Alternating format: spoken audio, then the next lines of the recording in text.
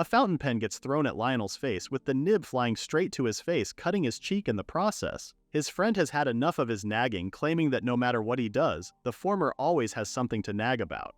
Just what the hell was his problem? Lionel tries to calm his friend Luke, reasoning that he's not always complaining about everything, but Luke can only see black. And what did Lionel mean he's not complaining? He's doing it right now. Despite being calm, Luke is not having it.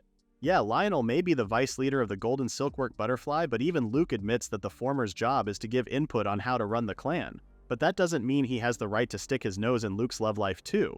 Luke said this too loudly, so the other clan members heard his claim. From the other side of the door, their subordinates can only feel troubled because Captain Luke is pissed again. The other guy only hopes that this fight doesn't turn into a mess like last time. But back to Lionel and Luke, the former calmly tells the clan leader that he's not telling him who to date. What he's trying to say is for Luke to keep his private life separate from work. Not to take sides, but Lionel has a point. But what exactly caused their fight anyway? To get a better understanding of what's happening, let's take it back to a month ago. The clan put up a recruitment notice, and not long after, a girl named Fina showed up. Luke was smitten, to say the least. The guy was head over heels in love, pronto. Lionel's not too surprised, and it's not strange for romance to spark between men and women. Maybe their romance would have been supported by the whole clan if only Luke hadn't given her special treatment. Can you imagine a brand new recruit instantly getting promoted to squad leader? Ridiculous. What's even worse is that Luke also paid her the same salary as their veteran officers. In a merit-based adventurer clan, nepotism is poison. Of course, you best believe the clan members were hounding Lionel to do something. The female members were this close to throwing hands, while the guys were grumbling non-stop. But even Lionel can see that they too are close to blowing up. They're demanding a pay raise because of what Luke is doing, dang it. No adventurer in their right mind would feel good about a fresh recruit, unproven in battle, who suddenly starts barking orders as squad leader. Naturally, the clan members came to Lionel because they'd had enough. Even he thought it was dangerous too. Considering all things in mind, he told Lionel that if she's serious about the girl, then he should just marry her and retire. Upon hearing that, Luke blew a gasket. He told Lionel that he has no right to meddle in his private life, but the latter is only looking out for the good of the guild. Honestly speaking, he doesn't really care who his friend marries. In fact, he'll even be happy for him. But again, Lionel reiterates that Luke should separate his private matters from the job. This time, Luke is even angrier. Just what the hell is up with that tone Lionel is using? He was so enraged, shaking as he told the vice leader how he's always preaching down on him. Is he Luke's mother or something? Okay, that struck a nerve. This time it's Lionel's turn to lose it. Lionel lets him have it. First of all, they're the same age. And even if he had a son, he wouldn't be so dang stupid, unlike Luke, who is an octopus-headed bastard. The hell? Just who is he calling an octopus? That's it. Luke tells Lionel he's out of the guild. Get the hell out of Golden Silkworm Butterfly, he shouts at the ex-vice leader, throwing the documents in his face. Lionel was taken aback by the proclamation, but he quickly recovered. Before he marched off through the door, Lionel told Luke that this time he's never coming back. Lionel kicks the door open while Luke watches his ex-friend storm off. Just like that, this is how banishment number 2 happened. Actually, this wasn't Lionel and Luke's first fight. Golden Silkworm Butterfly was a clan that the two of them built over 10 years ago. They poured blood, sweat, and tears to make it grow. The two continued to face one peril after another side by side until one day, they finally became one of the leading adventure clans in the city. However, Lionel was kicked out of the clan for the first time. Similar to what happened just now, he called out Luke, but this time it's because of the latter's reckless spending. Once the clan grew, Luke picked up practically every vice known to man. Booze, gambling, women, and the like. He blew guild funds like there was no tomorrow. Of course, once Lionel pointed that out, Luke banished him in a heartbeat. Funnily enough, karma came back in the form of Luke, begging Lionel on his knees to come back to the guild, just 6 months after the latter's exile. Lionel had a lot of things to say, but when Luke told him that there's no vice leader like him with such a sorry look on his face, Lionel swallowed everything and came back. Well, it's because a part of him knew that his friend Luke may be a fool, but he's no villain.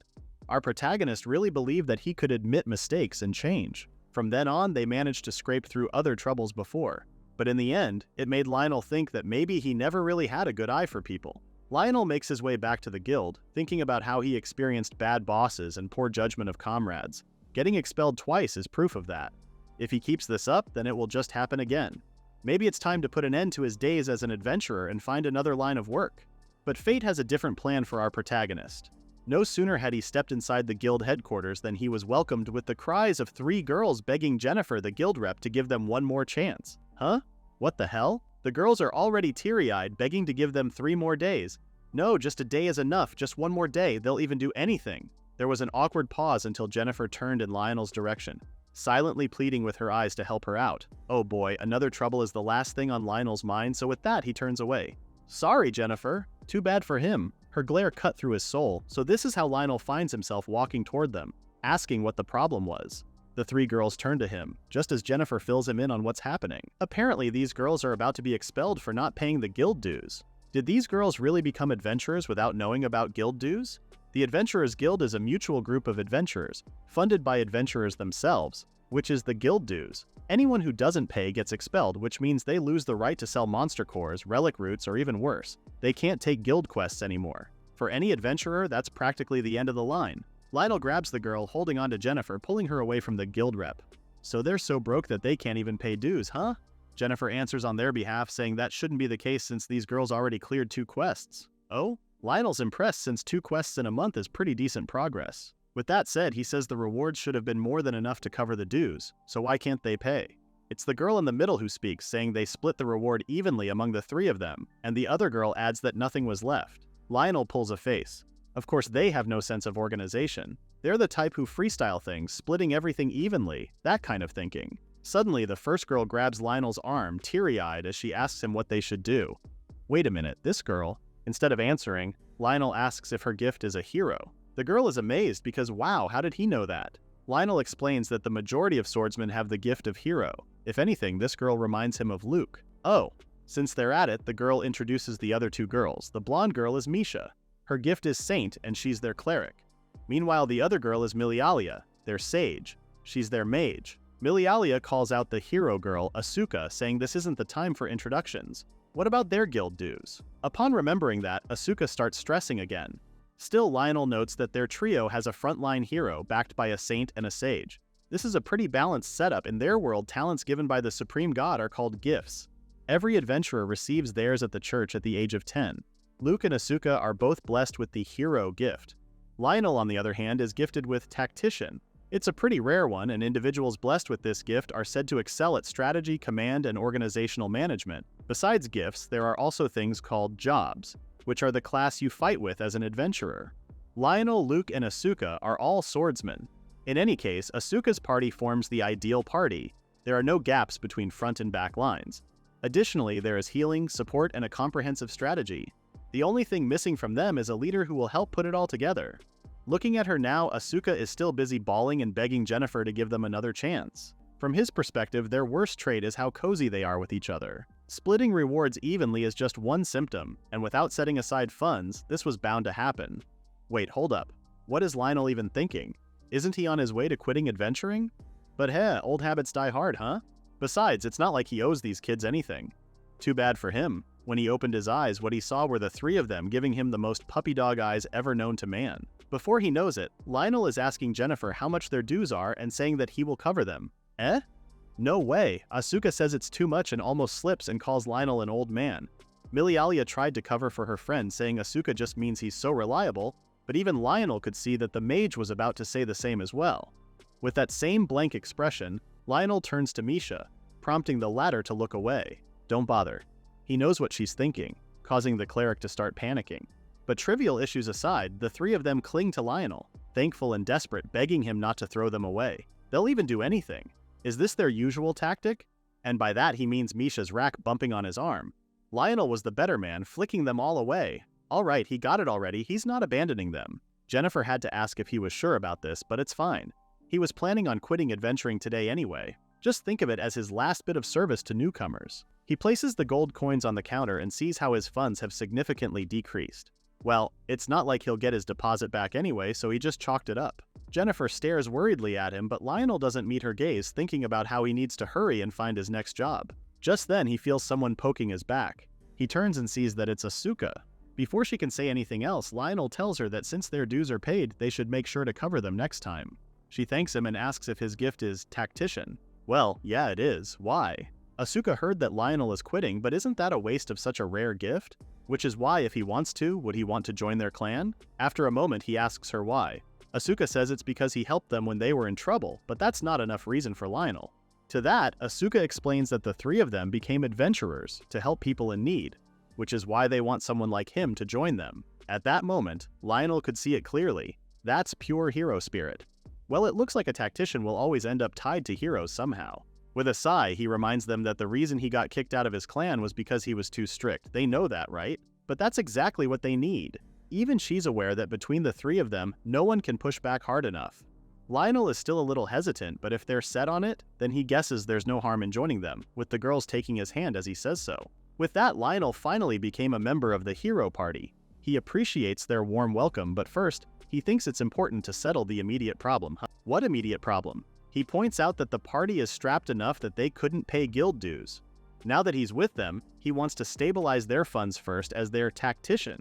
Oh ho! Asuka's getting excited because the newbie wants to dive in with their affairs ASAP, but the swipe is wiped off her face when Lionel tells them that he needs to know what their current standing is.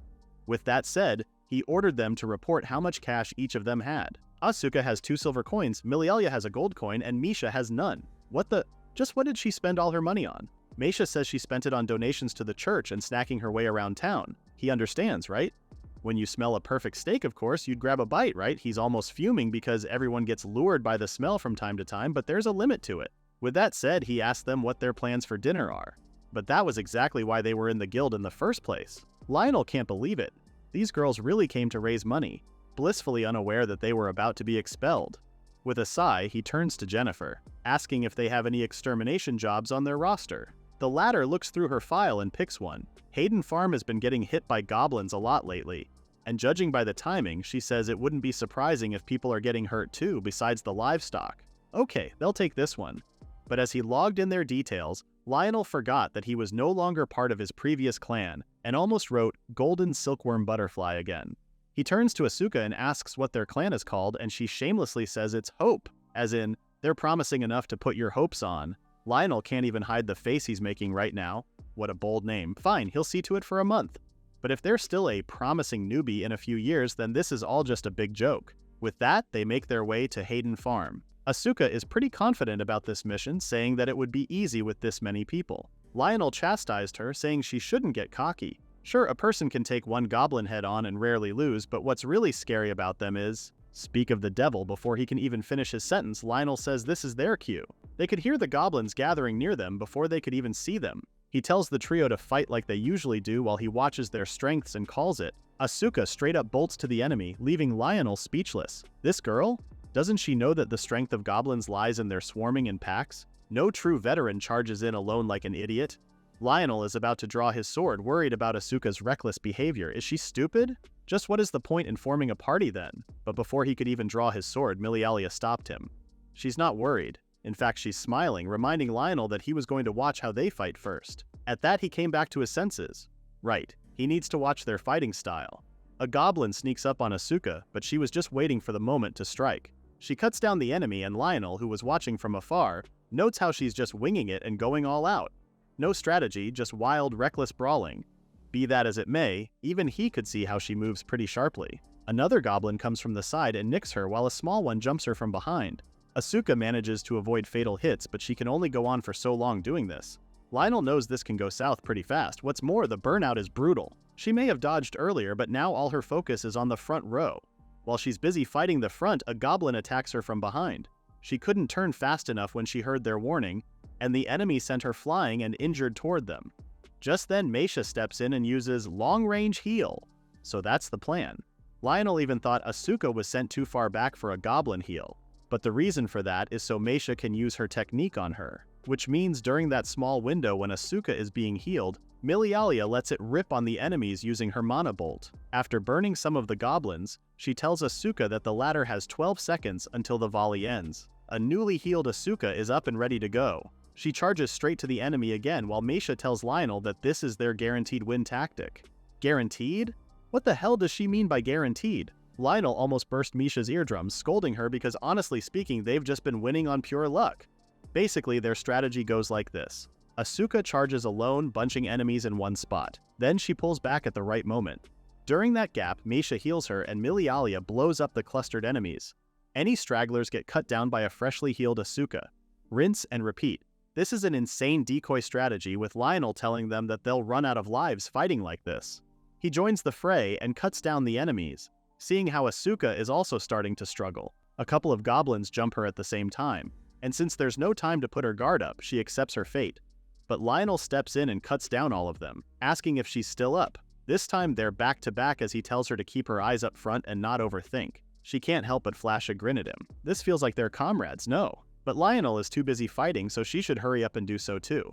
While they're busy at the front, Lionel instructs Milialia to chase the goblins with magic since they're breaking up. The latter does as she is told, while Lionel tells Misha to guard Milialia since one or two will slip their way. The cleric takes down the stragglers while Asuka finally finishes the last goblin. Wait, what? How did that happen? Lionel just joined them and suddenly, they're done in just 30 seconds? The hero has a hard time processing it, but Lionel can only sigh and wonder when these promising newbies will become real hope. Meanwhile, at the Golden Silkworm Butterfly, Luke asks Fina if she wants to fill in and become the guild's vice leader. Is he serious? Does Luke think she can handle it? He assures her that she can. Heck, even Lionel managed it. Dog, your bro was a tactician, that's why he could handle it. But yeah, even Fina knows that it was only possible then because Lionel was kind of amazing. Amazing? Luke frowns because suddenly, memories of Lionel nagging him to get receipts, telling him to dress like a leader, and prohibiting him from drinking past midnight flooded his mind. Lionel seems more like a nagging mom to Luke for sure. But back to Fina, he tells her that Lionel wasn't useless, but he is replaceable, Fina isn't. And that's more than enough for Fina. Sure, she'll give it a shot. Luke will help her out, right? The latter says he will and tells her to move her desk to his office. The two guild members from before heard it all. Didn't those two from above know that sound carries all the way to the first floor? The dark-haired guy, whose name is Nicole, says they're doomed. The other guy tells him to knock it off, reminding Nicole that they pulled through 5 years ago, remember? Nicole knows, and it's because Vice Leader Nell came back then. But it wasn't just because the captain reflected then. One varying factor is that the problem back then was just between the two of them. The light-haired dude, Joshua, thought that the clan was really done for that time. Even Nicole says he never saw Luke and Lionel go that far. Back then, all of them believed that the bond between their big bros who'd shared it all wouldn't break so easily. This is why the third wheel this time, Fina, is a problem. Nicole says that this time it could be worse than 5 years ago thanks to their new vice leader. Joshua tells him to quit saying that, but man, does he wish that their captain would own up to it and apologize. Nicole knows that won't be for a while. Their captain is stubborn and hot-headed, which is why they needed someone like Vice Leader Nell. Joshua remains optimistic, saying that's exactly why he wants the captain to apologize as soon as possible. Once Vice Leader Nell is back, then they'll be their usual selves again. They still might make it in time, so in the meantime, Joshua suggests they keep grinding for quests until then. Nicole stops in his tracks, wondering if it really was that simple. Is Vice Leader Nell the kind of guy who'd come back just because they said they were sorry? A pot hangs over simmering in the makeshift stove while someone's hands are busy washing laundry. Yep, this someone is none other than Lionel, muttering about how nice the weather is today. Maybe it's also a good time to wash the sheets. Suddenly, the door to the ramshackle building behind him bursts open, and there's Asuka vying for his attention. "Look, Nelson!" she cries. But he's more concerned about the door. It's damaged enough as it is, can't she be gentler? To that, she apologizes to Mama Nell. The heck, who's she calling Mama Nell? But more importantly, look at the logo on her chest. Does it look good on her? Asuka had it embroidered. Nell flatly tells her that it looks good, but Asuka's not too happy with his reaction. He's not even faking his disinterest in it. Nell continues to wring the clothes, asking what Asuka wants from her. She wants him to be loving and manly, that's what. He fires back that it's laundry before love and courage, now hand over the sheets. Asuka does as he says with a pout while he hangs the clothes to dry. So why exactly is Nell doing housework? To have a better understanding of this, it all dates back to a few days ago. After a long day, the Hope Clan finally wraps up their last mission. It took a while, bleeding into the night.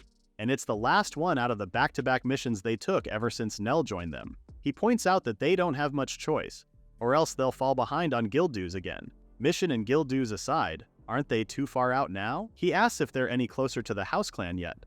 Asuka jogs ahead and tells him that they're almost there. It's just right by the river. Unknown to her, he's already making a mental note of how their location is pretty rough. But hey, at least having nearby water is a blessing.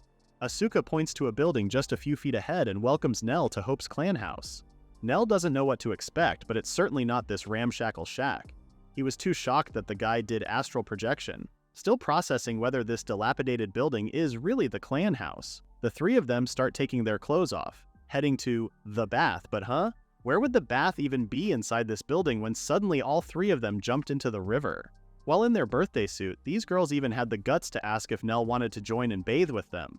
Nell stood dumbfounded like a clothes rack while the girls enjoyed their bath. He starts folding their clothes and setting those aside while Asuka tells him that they have no kitchen. though they usually eat outside anyway. Plus, none of them can cook, even if they have their own kitchen. Nell sucks his breath before scolding them again. Don't they have an ounce of modesty in them? And so that's how Nell has been living for the past few days. First, he's set on making their lives livable. So far, he has built a laundry rack and a stove. He also discovered that the three of them grew up in an orphanage like Luke and him. So yeah, he gets that a roof and a place to lie down is enough mindset. But that's no way to live. These girls deserve better. He starts stirring the stew he's cooking, thinking about how the trio needs to eat and sleep well too. He does a little taste test, but the salt is a bit strong in this one. From the back, Meisha and Milialia arrive, rolling a giant cauldron. Meisha happily announces that they brought back what he asked for, but Milialia is not too happy because it's too heavy. Mages aren't built for heavy lifting, you know? Nell commends them for their good work. Misha, on the other hand, starts salivating with her eyes twinkling. Nell notices, asking what's up with her face, so she tells him that with a cauldron that big, she can't help but imagine just how much food they can cook at once. He hates to break it to her, but they're not going to use this cauldron for cooking. He starts stacking up stones and setting the stove on top. Now, they just need to burn firewood underneath and boom, they now have a nice hot bath. Oh, so from Milialia's understanding, they can now bathe together, right, huh? What the hell is she on? But wait, why is Misha fidgeting like that? She didn't expect him to call her out, so since she's caught, she tells him that she bought meat because she thought they were going to do hot pot in the big cauldron today. He can't believe it. She splurged again? Upon hearing that, Asuka chimes in that she does too. She spent a lot on the breast embroidery. Nell is just about fed up with their antics, but welp, guess they won't be back at the clan house for a while. Cut to the next scene, Milialia casts a mana bolt at an open field, while Asuka takes down several werewolves. The only thing is that she almost got caught in the fire, barely evading her friend's attacks. Nell tells her to be aware of Milialia's line of sight, and Asuka is quick to oblige. She charges straight at the enemy again, leaving the latter in a panic. Nell runs along with her, and together they surround the werewolves while Milialia uses her mana bolt on the clusters. The others start running away, breaking up the pack, which is their best chance at attack. Nell tells Asuka to keep pace with him, and he's pretty pleased with how they're adapting so well. It looks like the goblin fight the other day paid off, huh? If there's one thing Nell is bent on, it's to never run a decoy strategy that needs a sacrifice. Adventurers fight to keep everyone alive. Asuka takes down another werewolf just in time for Nell to call out to Milialia. Without him telling her anything, she knows what to do. She uses Mana Bolt on the clustered wolves fleeing the scene. A straggler sneaks up on Milialia, so Nell calls out to Meisha. The cleric is quick on her feet and smacks the wolf away from Milialia. Meisha prays over them because even if they're foul beasts, even the supreme god has mercy for them. After saying her prayers, Meisha uses her long-range heal on Asuka, which is right on time. Meisha checks if Milialia is uninjured, and the latter says she's good. Nell notes how Meisha isn't as flashy, but she's the glue that holds the front and back lines together. If she could take command, then Nell could retire. Later that night, all four of them toast to a job well done. Asuka's glad that the meat May bought didn't go to waste, and Nell is quick to quip that they're broke, so there's no wasting ingredients in this house. But now that he thinks about it, Nell is curious why May doesn't gain any weight. Asuka quickly grabs the former's chest and says it's because all the fat goes to her boobs. Unbelievable. Just when Nell thinks that the three of them finally have their act together, they start acting like this.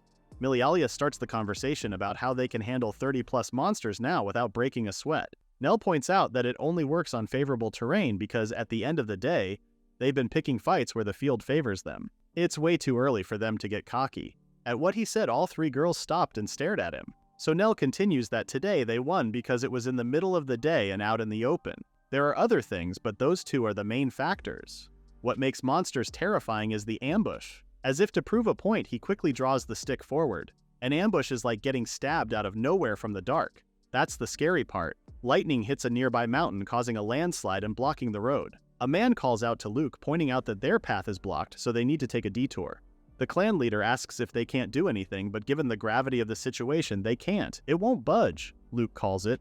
They need to turn back since they have no choice. But in doing so, it'll cost them some time. That's when one of the guild members whispered how this wouldn't have happened if only Lionel were there with them. Luke stops dead in his tracks, then glares at the former. What the hell did he just say? The poor guy had to back up, and Luke warned him not to say stupid crap like that ever again. Fina, who's sitting pretty inside the carriage, saw all of this and worried about Luke, who had his fist balled in anger. Then we have Lionel, who's glaring at the request board in the guild. Jennifer stares at him worriedly. Nell continues to stare and groan for a while, so Jennifer has to tell him that his staring and groaning around the request board are bothering the other adventurers. Finally, he turns to her and asks if she knows any good requests. Good is a bit vague, so Nell had to specify that he's looking for something that will help them fix up the place before the winter, and enough to pay out to secure a proper roof over their heads. That look on his face is scaring her, so Jennifer flips through the request to see if there are any that tick those boxes. Well, how about charting the ruin they just discovered? Jennifer says the request is from a local landlord. Ha, atta girl, that's what he's talking about, he's in. Suddenly he's so suave, proclaiming his love to Jennifer. He says the next meal's on him, but Jennifer refused him. She knows he'll just drag her to Hope's shack for cheap barbecue. With a sigh, he clarifies that it's not cheap. It's poor. Jennifer can't help but chuckle. Isn't he the ex-vice leader of a proud clan of Galia? And here he is, reduced to this sorry state. But more importantly, has Nell heard of the rumor? Huh? What rumor? She starts whispering to him about how the golden silkworm butterfly failed a request. Word spread that they couldn't deliver supplies to the capital on time. After a pause, Nell asks how late they were, and she says about 3 days. He had to repeat her answer to be sure. So Jennifer added that the clan cites the cause of the delay as a landslide from heavy rains. That's no excuse. Nell knows firsthand that the golden silkworm butterfly was hauling cargo to the capital. Urgent cargo like military supplies. Seasonal rains should have been anticipated. The clan couldn't even handle that? Nell starts listing the things they should have done, starting with apologizing to the client and salvaging trust immediately. But wait, what the hell is he even saying? This is none of his business. Anyway, he checks the paper for the request earlier, asking Jennifer if those are all the signatures before walking away. Jennifer calls out to him, worried, but it was Nell who apologized. His usual meddling almost slipped out. Seriously, what the hell is he even thinking? He's got others to look after now. As he walks outside, some of the other adventurers recognize him. Isn't that the old vice leader of the golden silkworm butterfly? But the other adventurer points out that the clan has a woman as their vice leader now. What was her name again? Fee something? The two continue their conversation, talking about how there's a rumor of a rebellion happening. If that happens, what if the golden silkworm butterfly collapses? Well, it only means more work for small fry like them. Nell returns to the clan house, and the girls instantly crowd him, firing one question after another. What kind of request did he take? Dragon hunt? How much is the reward? Only Meisha is complaining about being hungry. The poor guy is plastered to the door, telling them to back up a bit, since if they crowd together, the floor will collapse. He tells them the next mission, and Asuka can't believe it. It's not a subjugation mission. Nell explains that for this one, they'll mostly do exploration. She starts to pout because mapping ruins is boring. Meanwhile, Nell continues to scour for supplies, telling her that, of course, it's going to be boring. It's a preliminary survey before the exploration begins, so it won't be flashy. Be that as it may, it pays well. Untouched ruins often mean treasure left intact, and at the mention of that, Asuka starts getting fired up too, because does this mean there are monsters left intact too? Unbelievable, this girl is such a battle junkie. Anyway, this is the reason why they need to prepare for the worst, and at the mention of that word, Milialia asks if he's referring to something like a monster ambush. She's obviously worried, and Nell says they have to be ready for that too. She turns away, and it makes Nell wonder if he scared her too much the other day. Their little clan made it to the site soon enough. Nell checks the urban ruins from where they stand, saying plenty could be living here. Asuka's all excited that her blades are itching. He tells them that more blind spots mean full surrounding vigilance. First, they need to form ranks, and Asuka's hand shoots up so fast claiming she'll take point. Nell tells her no, prompting her to ask why. He explains that this is their first exploration mission. What's Asuka's plan moving forward? Plan? She intends to just walk straight in. So he had to ask, what if there's a trap underfoot? Even he can't always predict what era's tech they'll find without looking inside. With that said, safety first. Asuka understands what he's saying, but she wants him to trust her. She'll trust him and the others, so he should let her lead from the front. He was taken aback by her sincerity, but crap, he almost stunted their growth. In the end, he caves in and says he'll cover their 6. The foursome made their way inside the ruins, taking ginger steps. After a little while, there are still no monsters. Nell notes how it's too quiet, so if there is a monster, maybe it's an intelligent one. Asuka tells him not to worry because she won't drop her guard, she just did.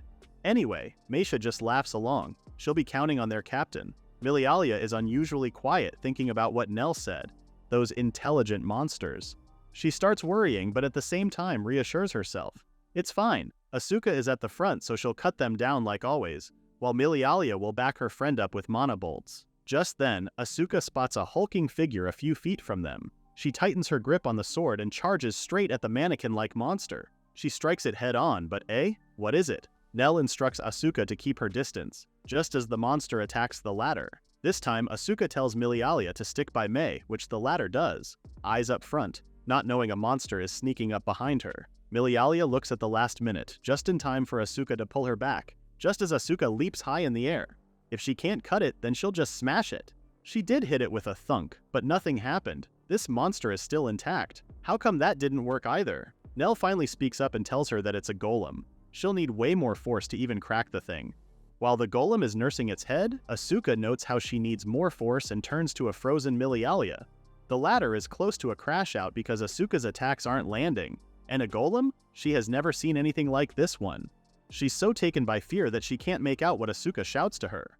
In her panic, Milialia accidentally casts Mana Bolt, much to Asuka and everybody else's surprise. Asuka gets out of the way just in time. She actually wanted Milialia to cast Mana Enchant, not Mana Bolt. As the flames start to dissipate, the golem remains standing. This just caused Milialia to panic even more. Her Mana Bolt has no effect at all.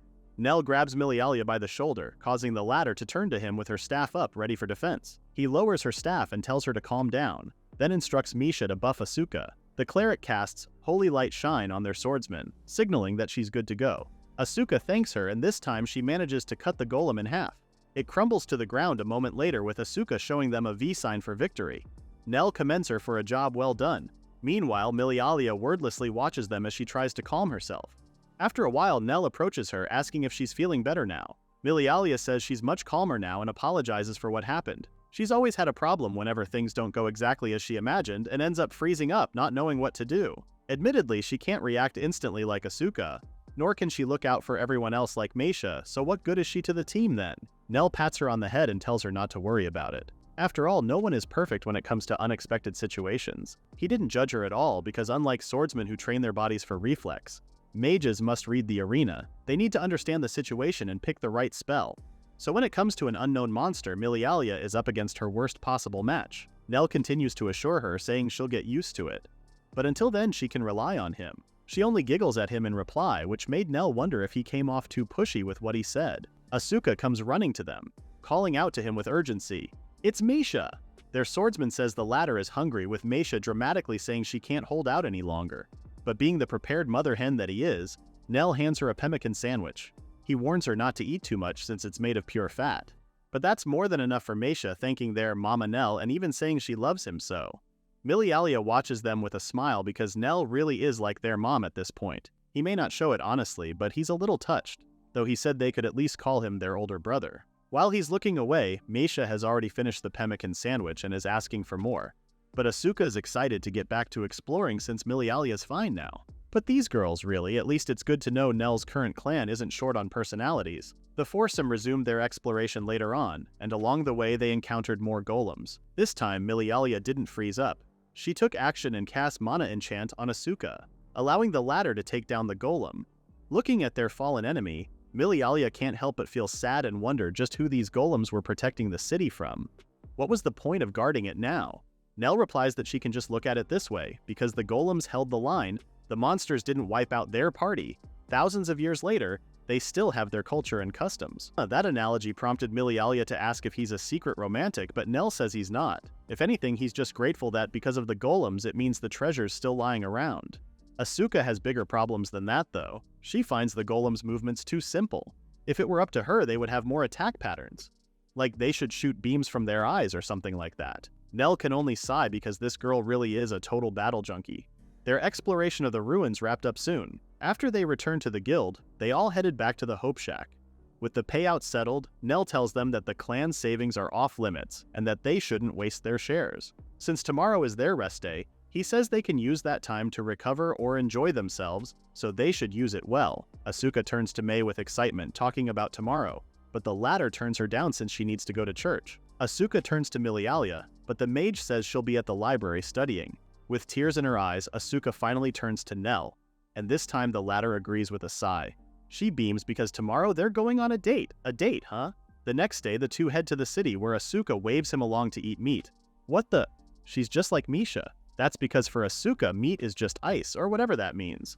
But more importantly, she's impressed by how the houses in the city are pretty huge. Nell says it's built that way so only the wealthy can safely live within the walls. Did he say safely? So does that mean they have no leaky roofs or rats running around? There's no waking up to squeaking at night. That's a pretty sad way of thinking now that he heard her say all these out loud. Okay, Nell has decided. they're going to get a cat. Instead of getting excited, Asuka is worried because Nell is not going to raise it for food, is he? The hell? Of course not. Just what does she take him for? The cat is for catching rats, of course. Sure, it's another mouth to feed, but with a cat in the house, there won't be any chewed-up supplies.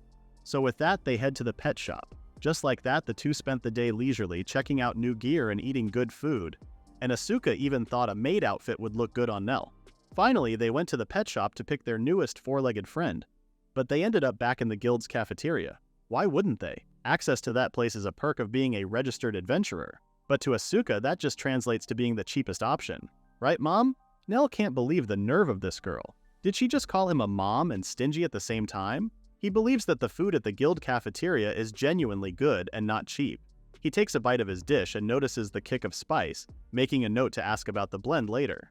Nell thinks this could add more variety to their meal, while Asuka looks at him with a sheepish smile. This is exactly why Nell is their mom. But yeah, Asuka still prefers meat though, which made Nell comment on how all three of them are carnivores. Upon hearing him say that, Asuka raises her hands doing claw-like motions, telling Nell to let her eat him sexually. You can imagine just how fast Nell scolded her and got up from his seat. No vulgar words at the dinner table.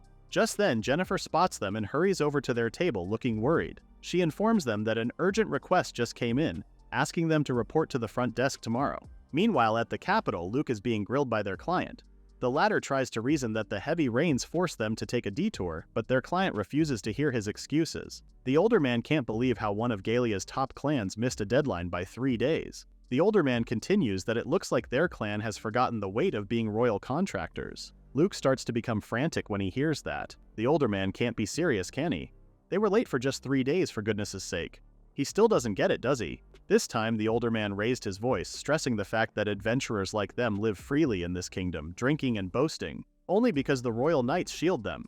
Fools like them may not understand it, but in war, victory belongs to those who command time. Had they been able to strike first, then the royal knights would have already crushed the rebels by now. The older man has had enough. Clearly, this job was way too much for Luke and his clan to handle. With that said, the golden silkworm butterfly will never be seen in the capital again. Luke just felt the weight of the world cave in on him. Back at their headquarters, he slams his drink on the table, cursing because just remembering what transpired makes him sick. What's worse is that their client even slapped them with reparations. Fina approaches him, saying he shouldn't worry, this is just bad luck. She holds him in her chest, assuring him that things will work out somehow, while he clings to her tightly. Outside their office, Joshua and Nicole hang around, hearing the two's dialogue from the inside. For one, Joshua wants to believe that everything will turn out fine too. But seeing the captain like this, all they can do for now is apologize. If only Vice Captain Nell was still there with them, then he'd already be begging for forgiveness. And yet look at Fina. Just what the hell is she doing? Before he could lose it, Nicole tells him to drop it. After all, she became vice captain without knowing the first thing about leadership. Joshua is surprised that his friend is unusually calm about all this. With a long face, Nicole tells him that he made up his mind. He's quitting the clan. That made Joshua stand from his seat, and Nicole already has a list of pros in quitting. He can fetch a good price from the Undertakers, and urges Joshua to come with him.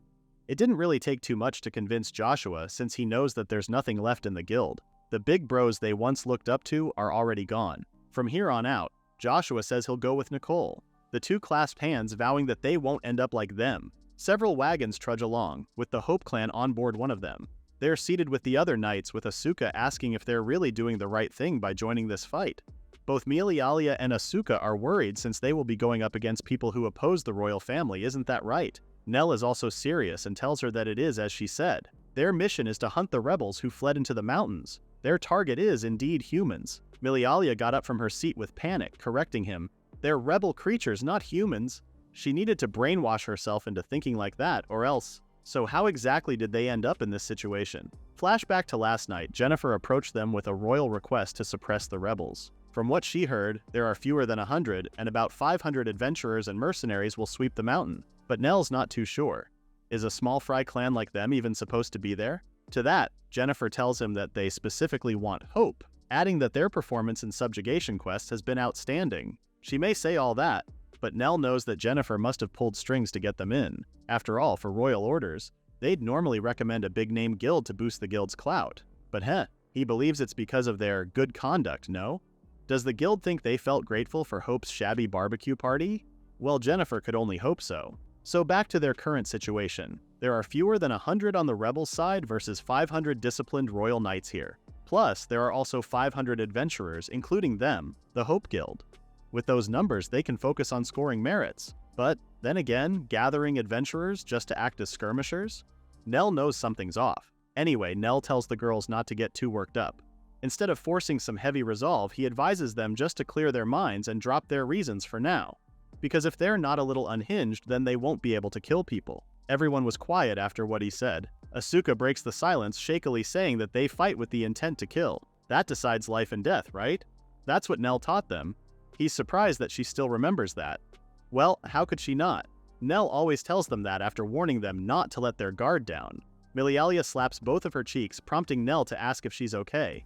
Yes, she is. Her brainwash is complete. Nell looks at them fondly, seeing how these girls have gotten so strong.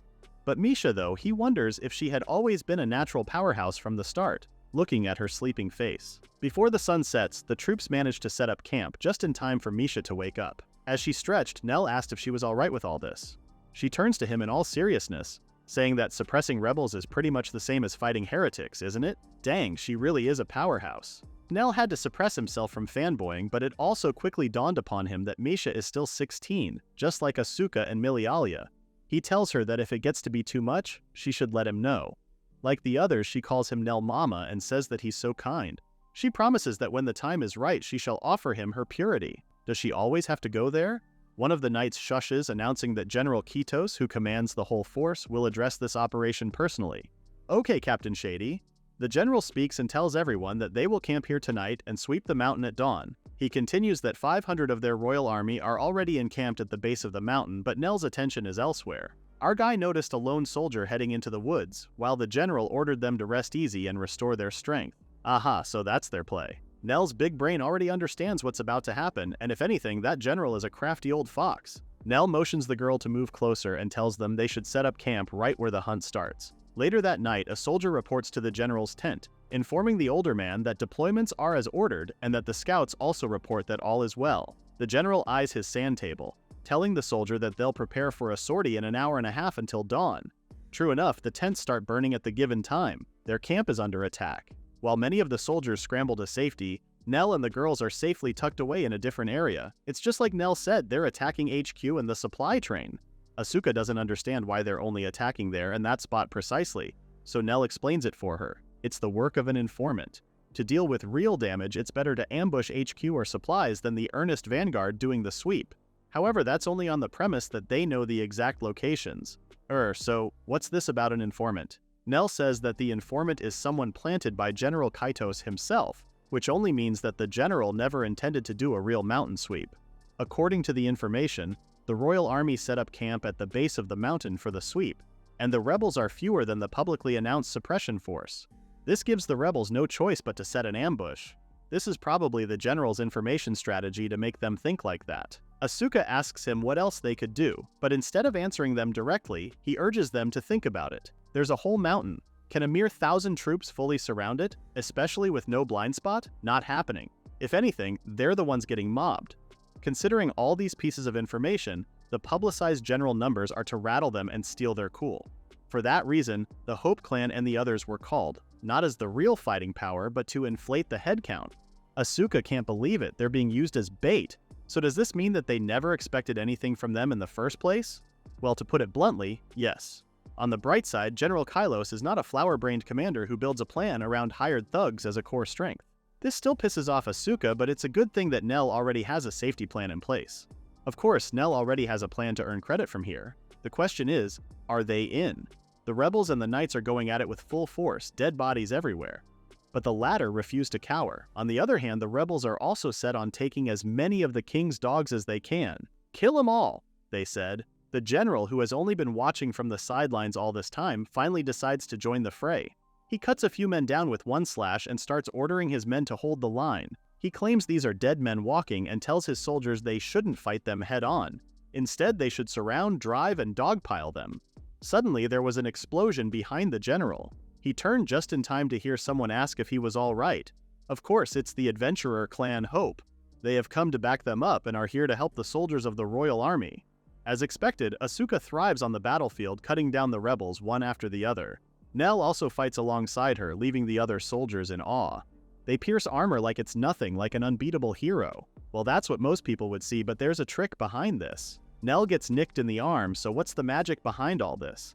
First, their enemies have lost their cool, which means they're full of openings. Second, Nell's sword carries Meisha's holy light, while Asuka's blade is blessed with Milialia's magic.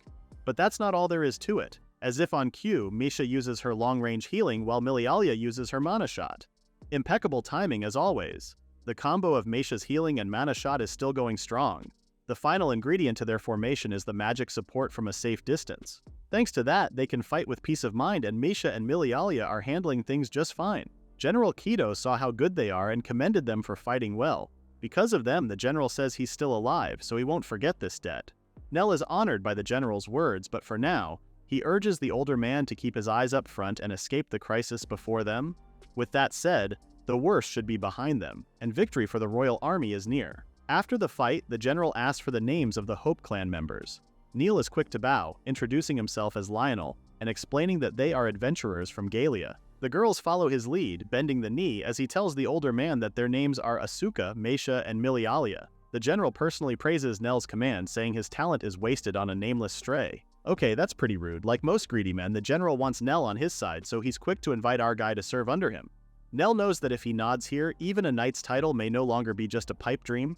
Can you imagine an orphanage brat climbing that high? Well, that was always the dream he and Luke shared, or rather, was. The girls turn to Nell anxiously, just as Nell tells the general how much his words honor him. Be that as it may, Nell has taken it on himself to guide these three girls next to him. Until they're full-fledged, he has no intention of serving anyone else. With that, the general turns his back on them. So, Nell serves as their teacher, not their strategist. The general lets him off with a big smile. This general is more flexible than he thought. The general turns his attention to the girls, telling them they should be proud since they have a fine teacher, and they all gleefully say they are. After the whole fiasco, they return to the guild. There, Jennifer says a commendation arrived from General Kaitos, leaving Nell impressed. That man sure is dutiful considering they got paid enough already. Jennifer is even happier than they are, adding that this just shows how grateful the general was to them. After all, commendations to commoners are pretty rare. Nell feels a little pressure because it's way too much honor, and the letter is even addressed to him. Jennifer's excited because this one will definitely go down in history. Nell takes the letter gingerly and turns away, finding it hard that something like this is really happening. Jennifer also hands out the general's gifts to the girls. For Asuka, the general prepared a magic sword, while Meisha is gifted with an amulet that has defense enchantments. Lastly, Milialia is given a circlet that amplifies mana. The three of them are all giddy with the present, with Asuka naming her new weapon the Asuka Blade. For Meisha, it's Meisha's guard, and lastly, there's Milialia's talisman. Nell stares at them from a distance, and not to burst their bubble or anything, but if they sold all that, they could finally leave the shack life behind. Of course, the girls are totally against it and clutch their gifts tighter. Nell tries to reason with them, saying a dumpy shack doesn't suit them, and if the general saw it, he'd cry. While they were busy talking, they didn't notice the door to the guild open and someone enter. The girls continue to tell Nell that selling the items would make them cry. Nell is a monster. At the mention of his name, this figure who had entered uttered Nell's name. Did he hear them say, "Lionel?" Our guy suddenly feels all the blood drain from his face as he hears that familiar voice. It was Luke. The golden silkworm butterfly leader approaches Nell, then suddenly glares. Nell blocks him from the girls, and to their surprise, Luke drops to his knees and begs him. This is it, the exact same scenario from 5 years ago. Luke is begging Nell to come back to the golden silkworm butterfly again. Even back then, Nell hesitated, afraid that he'd repeat the same mistakes if he returned. Despite these doubts, he still went back because he wanted to trust the man he'd called his family. Nell really believed Luke would change, that things would get better, and that someday, he kept clinging to that someday, clinging to illusions about Luke. In reality, Nell was the fool. His common sense is working this time, and even though Luke threw himself on his feet, Nell doesn't feel anything. So what is this? Does Luke need money again? Before the latter could answer, our guy tells him to take the savings he left. Just call it hush money. Nell explicitly tells his ex-friend how he's not coming back. At this, Luke is quick to anger and he can't believe what he just heard. So, he won't return even if it's his sworn brother who bows his head to him? Bringing that up made Nell pull a face. He really had the balls to bring up about family now, huh? Speaking of family, Nell asks how Joshua, Nicole, and the old officers are doing. Again, before Luke can answer, Nell already knows that they all quit. He looks at Luke with disdain as he keeps on asking about the others. Oh wait, there are no others.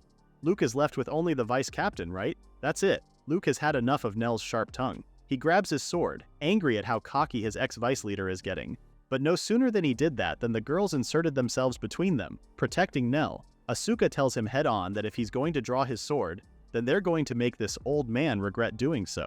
The girls position themselves between Nell and Luke, with the latter shell-shocked at the way they stood up for his ex-best friend. Asuka still has her arms out, asking Luke if he knows what will happen if he cuts someone down while inside the guild. Even he should know the repercussions of such actions, shouldn't he? From behind, Nell notices Asuka's whole body is shaking.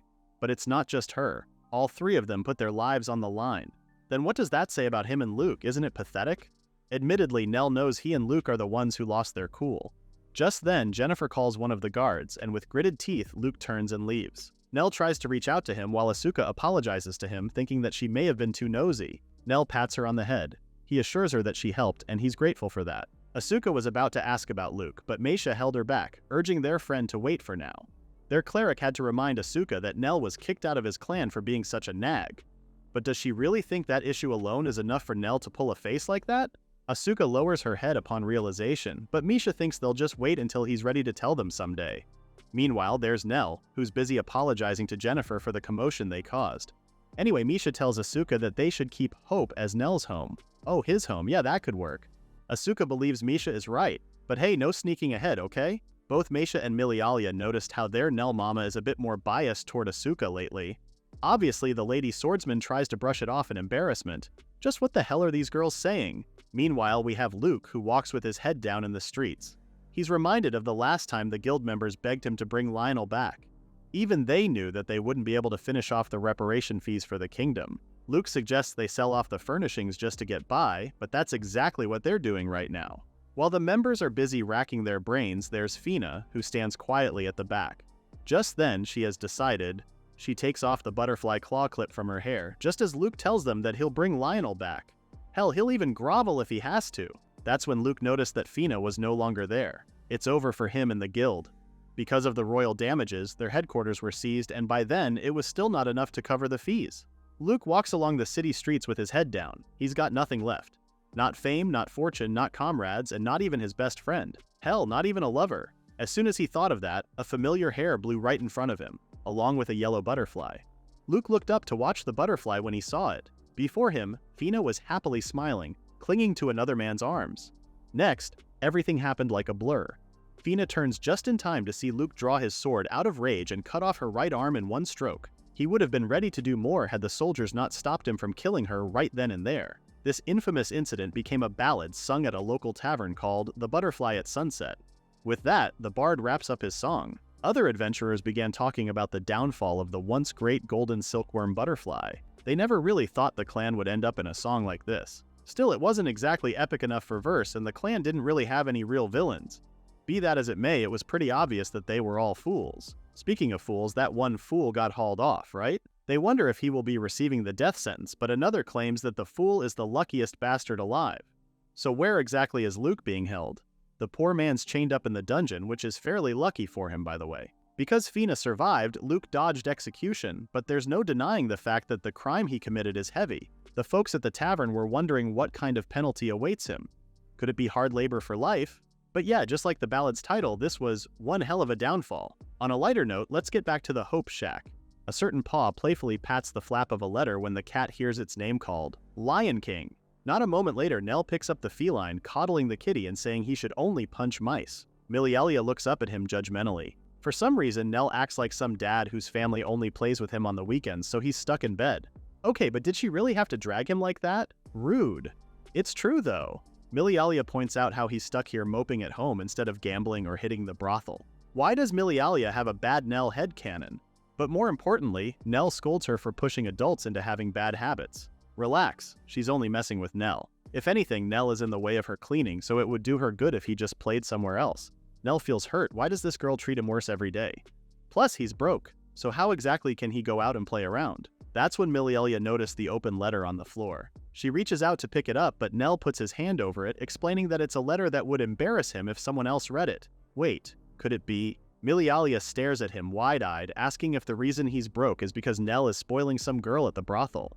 In her imagination, he's acting cool and all that, and then proceeds to cry on Nell's chest. How could he act like this? After all that time preaching to them about frugality, he's going off to some woman after all this time? Nell didn't even bother correcting her idea of him, so to avoid the ruckus he decided to leave the Hope Shack and head straight to the guild. There, he takes Jennifer's hand, once again proclaiming his love for her, but actually, he just wants her to treat him to tea. Jennifer pinches his hand away. Didn't he already pull this stunt on her before? But other than that, she's more interested in that new kitty they adopted. Nell is also teary-eyed from how hard she pinched him, but she's firm on not treating him today. He can always go for the water spout at the training yard, right? Aha!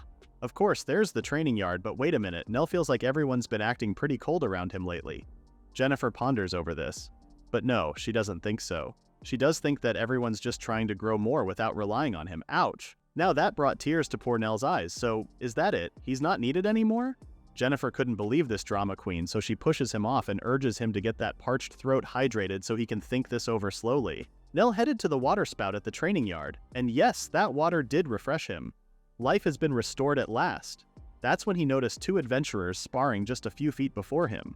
Oh, that's Asuka! The girl lunges toward her opponent but stops before the latter's blade could reach her. She quickly evaded his enemy's swings, with Nell noting how her movements have become pretty good. Looking at her now, she's like a totally different person from 3 months ago. If it's her, then maybe. Nell continues to observe Asuka's spar from a distance. She finally notices him standing there. Asuka, being Asuka, took her eyes off her opponent and waved to him instead. Of course, that earned her a solid bonk to the head. Anyway, she wrapped up her session soon after, and Nell started nagging her pronto. Resting is part of training too, you know? She can only smile sheepishly and admits that she feels like she'll only get weaker if she stops. Nell sighs. He gets it, okay? But he would appreciate it if she didn't sneak around behind his back to train. If she gets hurt, then it defeats the whole purpose of training. You got it, Nell mama, Asuka cheerfully replies. But Nell still nags her with a threat that naughty kids who worry their moms get punished. But is it really a threat? If anything, Asuka would happily take on his punishment if it meant getting spanked in the bum. Nell tells her outright he's not spanking anybody. Asuka continues to tease him, but Nell's eyes dart toward Jennifer, with the latter waving him to come closer. Jennifer has good news. She has the perfect job for poor old Lionel, which sounds pretty pathetic now that she said that out loud. Anyway, what kind of job does the wicked Miss Jennifer have in store for them? One threatening, huh? From her, and Nell quickly backtracks on what he said. So the job. Jennifer says it's an escort mission to the capital. At the mention of that, Asuka perks up. Are they going to escort an actual princess? Jennifer finds her amusing, but no, it's actually a merchant escort. Asuka's face fell as soon as she heard that. Sure, this could be an opportunity for them if they can actually pick up work from the capital. However, Nell points out that it's a big if. So how exactly does this mission make it perfect for them? Jennifer explains that the client specifically requested a small female-led party. Doesn't that sound just like Hope? Nell could only groan because it reeks of crime if you ask him. A client requesting a small all-female party? That definitely sounds sketchy to him. Oh, but he underestimates Jennifer too much. She did the work and looked into it, telling them that the client herself is actually a woman. Oh, then that explains it. Of course, a female merchant may not feel safe hiring a bunch of guys to escort her. Okay, Nell tells her that they'll take the job and depart in 3 days. 3 days later, Hope meets their client, Anita. The poor girl looks worried, asking our little clan to take her safely to the capital. What Jennifer said was true about the client being a woman, but no one said the rest of them are all men. That crucial piece of information wasn't included in the brief at all. Not to be judgmental, but they all look the lecherous type. Suddenly, Misha's eyes lit up. She tells Mama Nell that she just got a revelation from the Supreme God. Nell can already tell what she's about to say, but yeah, did she sense evil? Misha lowers her head and says that it is so. You see, those with the saint gift sometimes receive revelations from the Supreme God, and one of them is called Sense Evil. It lets the cleric detect beings with wicked hearts. Hell, even without the revelations, it's obvious enough to see a setup this unnatural. Just look at Anita's body language. The poor girl is uncomfortable as heck with that perv's hand on her shoulder. Be that as it may, Nell still wants proof, so right now, this is still just a guess. Meisha understands, so Nell gives her additional instructions to keep feigning ignorance. They should act like they haven't noticed yet and fill this in for Milialia later. Since Asuka can't keep a straight face, Nell says he'll be the one to talk to her once they make a move. Of course, there's also the matter with Anita. They have to save her too. Nell agrees, saving her was part of the plan from the start. Misha smiles because this is exactly what she expected of their Mama Nell. She already knew he'd say that. In his mind, they can definitely use Anita as bait, especially to lure in prey. Misha went ahead and tapped Milialia to inform them of the plan, leaving Nell wondering how to play this out. From Galia to Galancran, the royal capital, it usually takes about 7 days. But 3 months ago, heavy rains wrecked the highway, and it's still not fully repaired, so they have no choice but to take a detour. The side roads aren't maintained and there are no inns on the way, which means they have no choice but to camp. Nell surveys the map and points at key areas, explaining to everyone that they'll be camping out tomorrow and the day after. He instructs them to keep a fire going at all times and to be ready to respond to anything. One of the older guys tells him that he doesn't have to be so keyed up. He should take it easy. Lionel flashes him his business smile, saying they're just rookie adventurers, so they should be careful. The old man is undeterred and tells him to lighten up. On the upside, it's no wonder those girls trust him, huh? Just when you thought they couldn't get any creepier, these pervs just did and even roped in Anita into their conversation. She starts to fret and stutters but agrees to what they just said. Nell worries over her and can only look at her from a distance. But one of the men assured him that Anita's just shy. The older man adds that if they feel tired, they should tell them any time. Nell and the others smile and they'll do just that. It was obvious. These pervs plan to hit them during camp, presumably on day 2, when focus drops. Nell knows because that's when they've struck these past months. The women they attacked likely never reported that they've been assaulted by merchants for fear that they may be mocked for not fighting them off. What's even worse is when women adventurers vanish on the road and the authorities barely investigate it. The guild is not any better since they didn't even send any search teams. In a world like this, scum like them act brazenly. Nell keeps an eye out, noting that the next 2 or 3 days are the crux. He turns to Meisha, telepathically telling her that he's counting on her. Nell knows for sure that the first one they'll target will probably be her. I mean, just look at Meisha. If you need more proof, just look at the men salivating and ogling at her behind their backs. Later that night, they set up camp as expected. Since the tents are already up, one of the men offers to do dinner prep. Nell refused because they can't possibly impose on them like this. That's when they put the spotlight on Anita. Her cooking is the best. They have to try it. Anita looks uncomfortable as hell and wouldn't meet Nell's or the others' gaze. They pat her head until Anita finally looks up, distraught but smiling, as she tells Nell that she'll do her best. His heart almost broke seeing her like this. Cut to later. Dinner is already done. Asuka beams because it looks so delicious. She praises Anita for her cooking skills, but the latter remains modest. It's not much, but this is the least she could do to help. Nell only stares at her before he takes a seat and tells everyone to eat while it's still hot. Asuka takes the first bite and goes off about how delicious it tastes, with Misha chiming in about how the meat is just perfect. Of course, it had to be her who said that. It's always about meat when it comes to Meisha. Nell was just about to scold them not to talk with their mouths full, but he couldn't get the words out. He drops his spoon and starts shaking. Oh no, his body is... Nell sways from his seat and clutches his chest in pain before collapsing on the ground. The girls are now on their feet, panicking at what they had just witnessed. But before they can even reach out to him, Asuka and the others also collapse as they feel weakened. The creeps appear, grinning from ear to ear. Idiots, they say. Strategist or not, they can't believe Nell didn't even notice they slipped him a sedative. They approach him cautiously, rope in hand to tie him up. Just kidding, huh? Before they can even register who said that, Nell gives them a mighty roadhouse kick before getting up on his feet. He turns to the girls.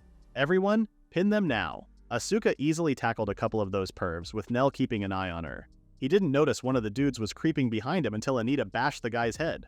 All of them turned to her. She just saved them.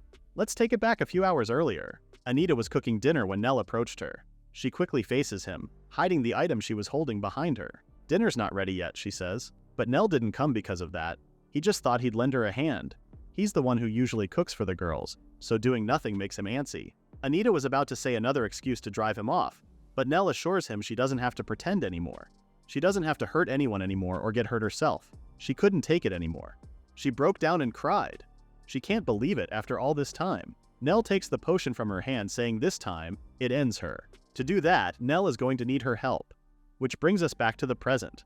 All the pervs are tied up now, cursing Anita for selling them out. The guilt trip her, saying she's just as guilty for tricking all those women. They turn their anger to Nell and the girls. Did they really think they could just lay their hands on merchants like them?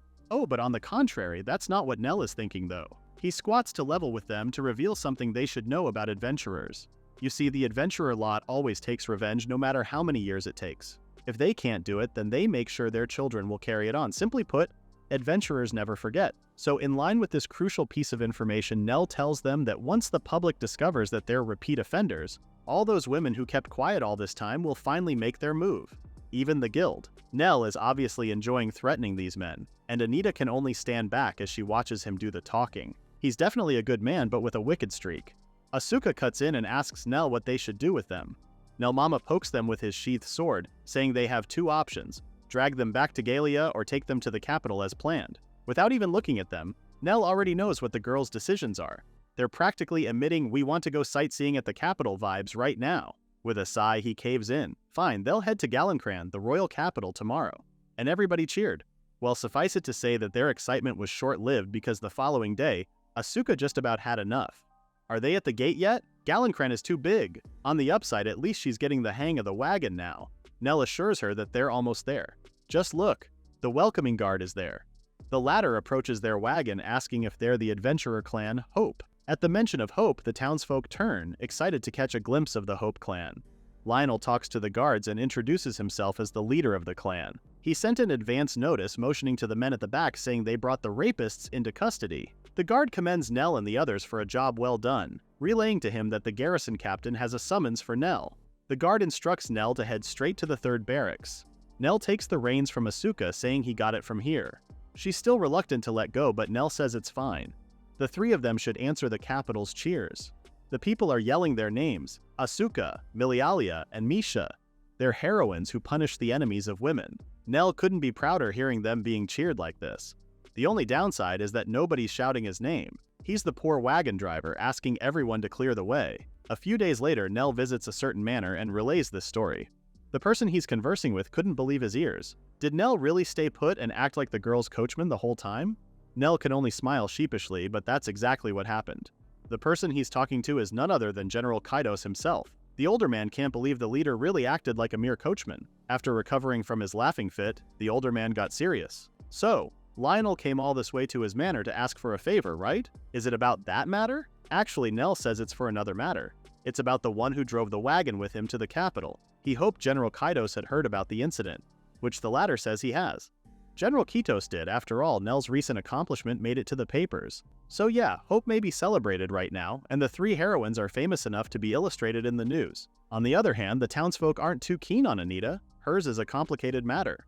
Although some sympathize with her, the stairs left her with no place in her trading house. What's even worse is that the firm that produced those 7 criminals is under fire and near collapse. The employees keep saying that Anita should have just kept quiet, and they go on blaming her.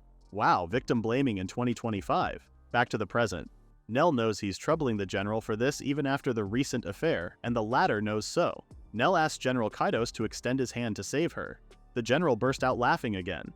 This is just a small matter, and by doing this, his fame will rise. If anything, he feels good to have Nell owe him. The general is already looking forward to Nell repaying it properly someday. That got Nell sweating. He thanks the older man for his generosity and promises he'll return the favor with a bit of interest if he can. The general brushes it off because he knows Nell will be penniless, interest or not. Oh ho? This just perked up the general, but Nell tries not to dwell on that. Kaidos wouldn't let it go though, because he remembers there's a certain fool who poured his entire fortune into some unimportant scheme. Nell drinks his tea shakily, averting his eyes from the general. Well, they have tea and time, and the general pours him some more. This time, Kaidos says it's about time they talk about that former captain of the golden silkworm butterfly. Given how cold and dark it was in the dungeons, time has no bearing there. Luke has grown shabby and rugged over time. He was sitting in his cell when a soldier approached him.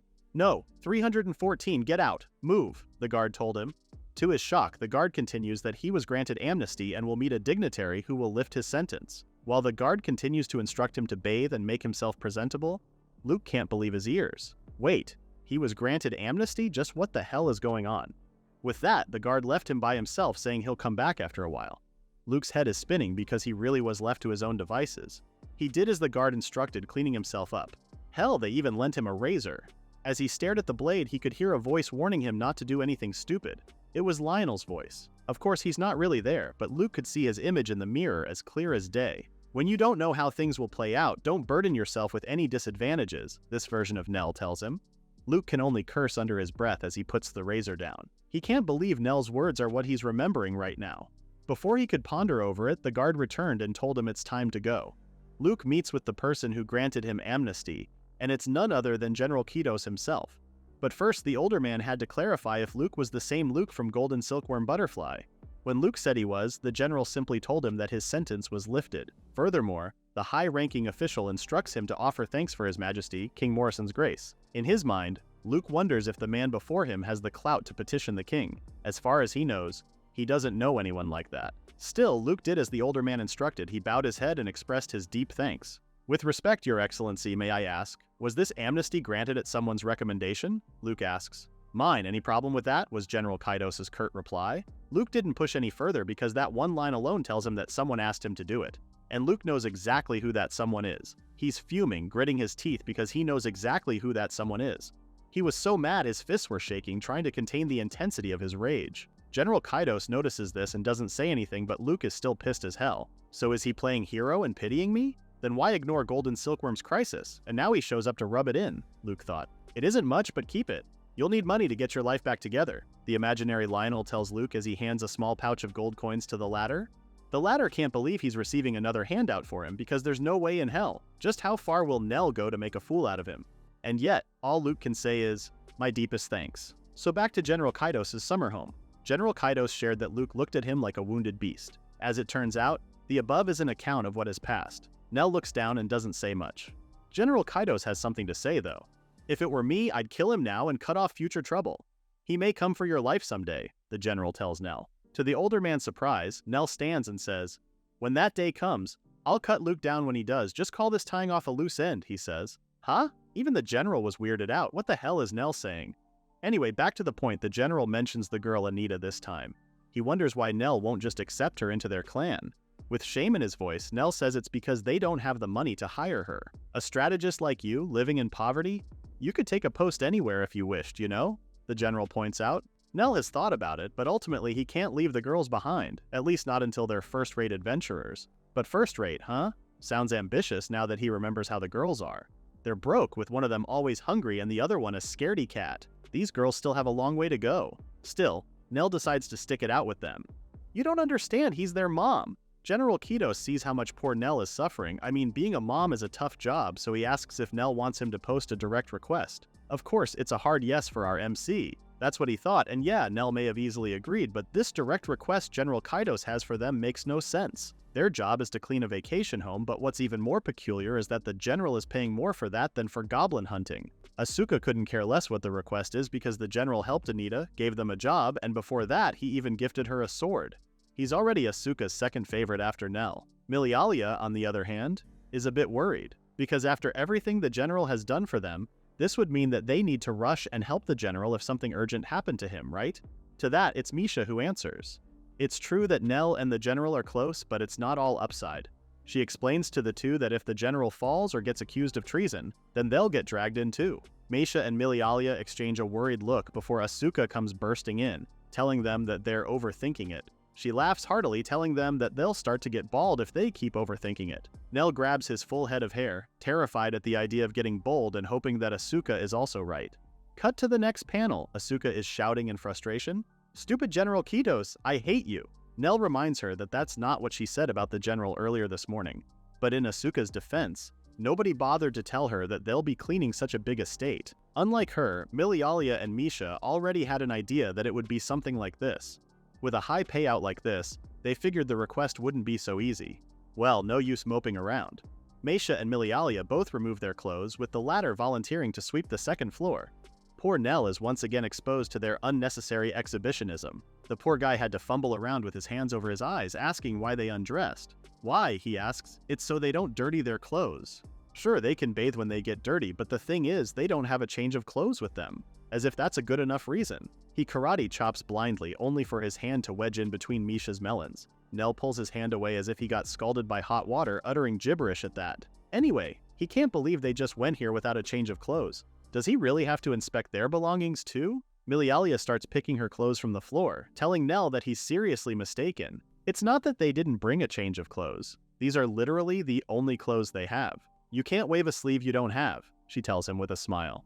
Then there's Asuka, who goes full-on birthday suit, revealing how they borrowed money to gear up for the first job they ever got. Nell is in panic mode because why is this girl also taking off her underwear? But wait, huh? Did they just say they're in debt right now?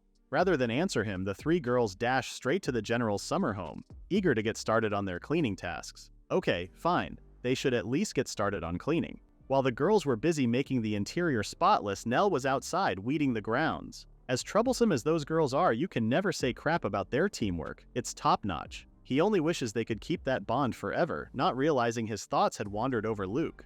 That topic aside, Nell admits that the yard is pretty huge. Looking at his surroundings, it dawns upon him that he and General Kaidos really live in two separate worlds. I mean, who else owns a villa at the scenic Lake Mikasa? Speaking of the lake, Nell mutters to himself how he wants to swim in that lake. Asuka must have some super hearing skill because the second-floor window bursts open with her yelling, "Let's all go and play, Nell!" By now, he's unfazed by her outbursts and points out that they're still on the job. However, they will be staying in the villa for the next 3 or 4 days, so they need to stock food and supplies.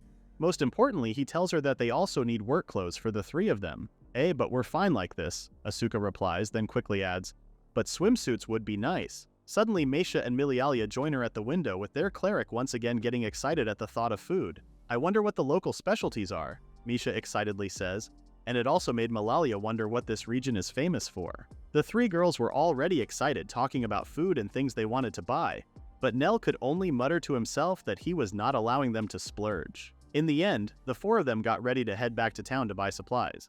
But just as they were about to leave, they failed to notice the eerie heads bobbing over the lake, watching them intently as they went. "Why? Why did you betray me?" The image of Luke's forlorn face that quickly shifts into fury jolts Fina awake. It was just a bad dream. She sits up on her bed looking out the window as she remembers it's been 3 months since Luke attacked her. It's not really the time to be haunted by nightmares, given how she needs to think about how she's going to survive from now on as a disabled individual. Maybe dying's the only way, she muses to herself ironically, when the very topic of her nightmare appears on the window looking down on her. She smiles bitterly, asking the man she once loved, or did she?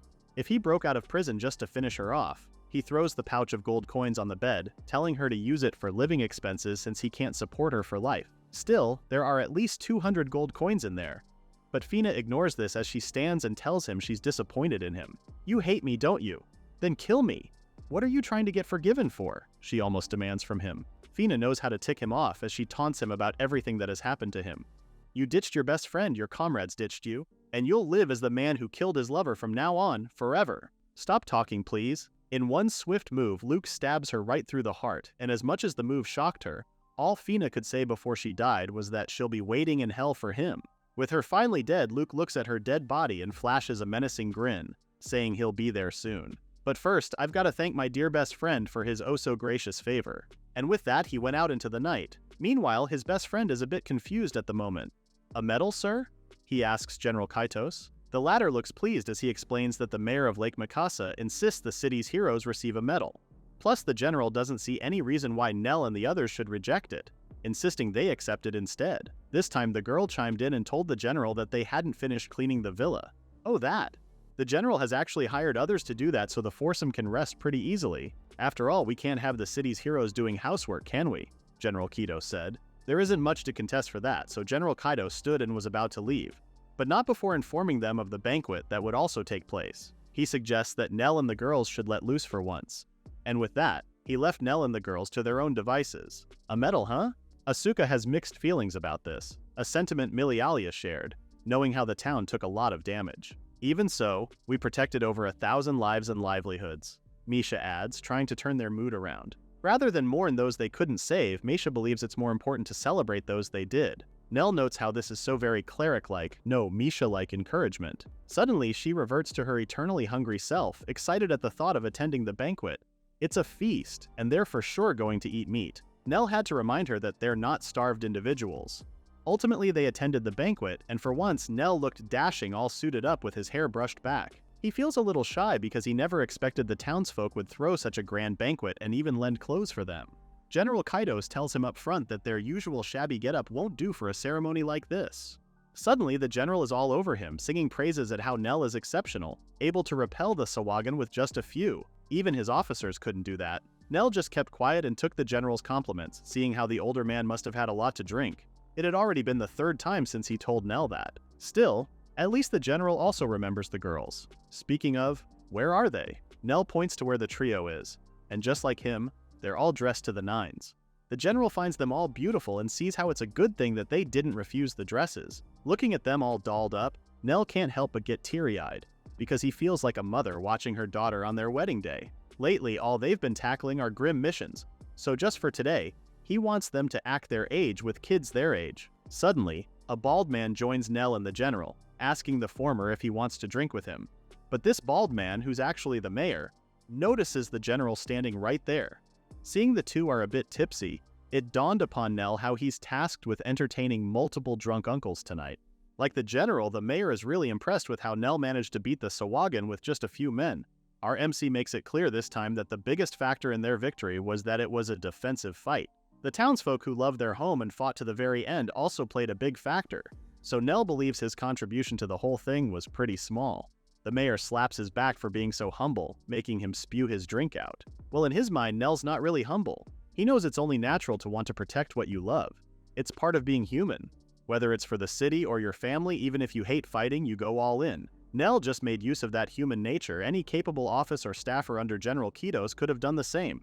Crap. All this drinking just made Nell go into analysis mode. Fortunately, General Kaido speaks again and pulls him out of his thoughts, saying that it's because of Nell and those hero eggs that the trio get to grow free. The mayor noticed that Nell hasn't eaten anything yet, asking if he's not just going to spend the night drinking. Yes, I'll eat. With that, our MC hurries to the table, thinking about how he almost ended the night on booze alone. Rather than drinking, he was just holding a glass and greeting people. As soon as he takes a bite of the meat, his expression changes. This is delicious. This dish is not just quality meat, there's a tang in the sauce, and what's that? Onion and wine? This plate proves that the world runs on meat. He was shaking with excitement, thinking how he wished he could take it home. General Kaidos appears by his side, saying that once things settle, he should head back to Galia. There was seriousness in the older man's tone as he relayed to Nell that someone had broken into the guild infirmary and murdered a patient. The victim was a woman adventurer named Fina. Wait, did he just say Fina? Luke's Fina? With her body like that, she could never return to adventuring. Even normal life would be pretty hard on her. She'd paid more than enough already. Couldn't Luke even forgive her? Speaking of Luke, somewhere in the city, trouble is brewing in a guild elsewhere. What the hell did you just say? An intimidating guy asked the man who just stormed into their vicinity. I said, hand me the head seat of this bandit outfit, Luke demands. The other guys are starting to panic, but the bald man refuses to bend to his demands. And how dare this man come storming in here alone? He and a few others dash straight to Luke, but with just one swift motion, he cut the bald man's head off straight from his shoulders. They can't believe Luke just sent one of their men's heads rolling. So this is the level of a bandit chief, Luke says. He steps on the man's dead body, asking if they want to serve under him or die. Nell is back at the guild, and right now Jennifer hands him their rewards. She thanks him for completing the merchant escort, seeing how they never imagined that the merchant group was plotting to attack women adventurers.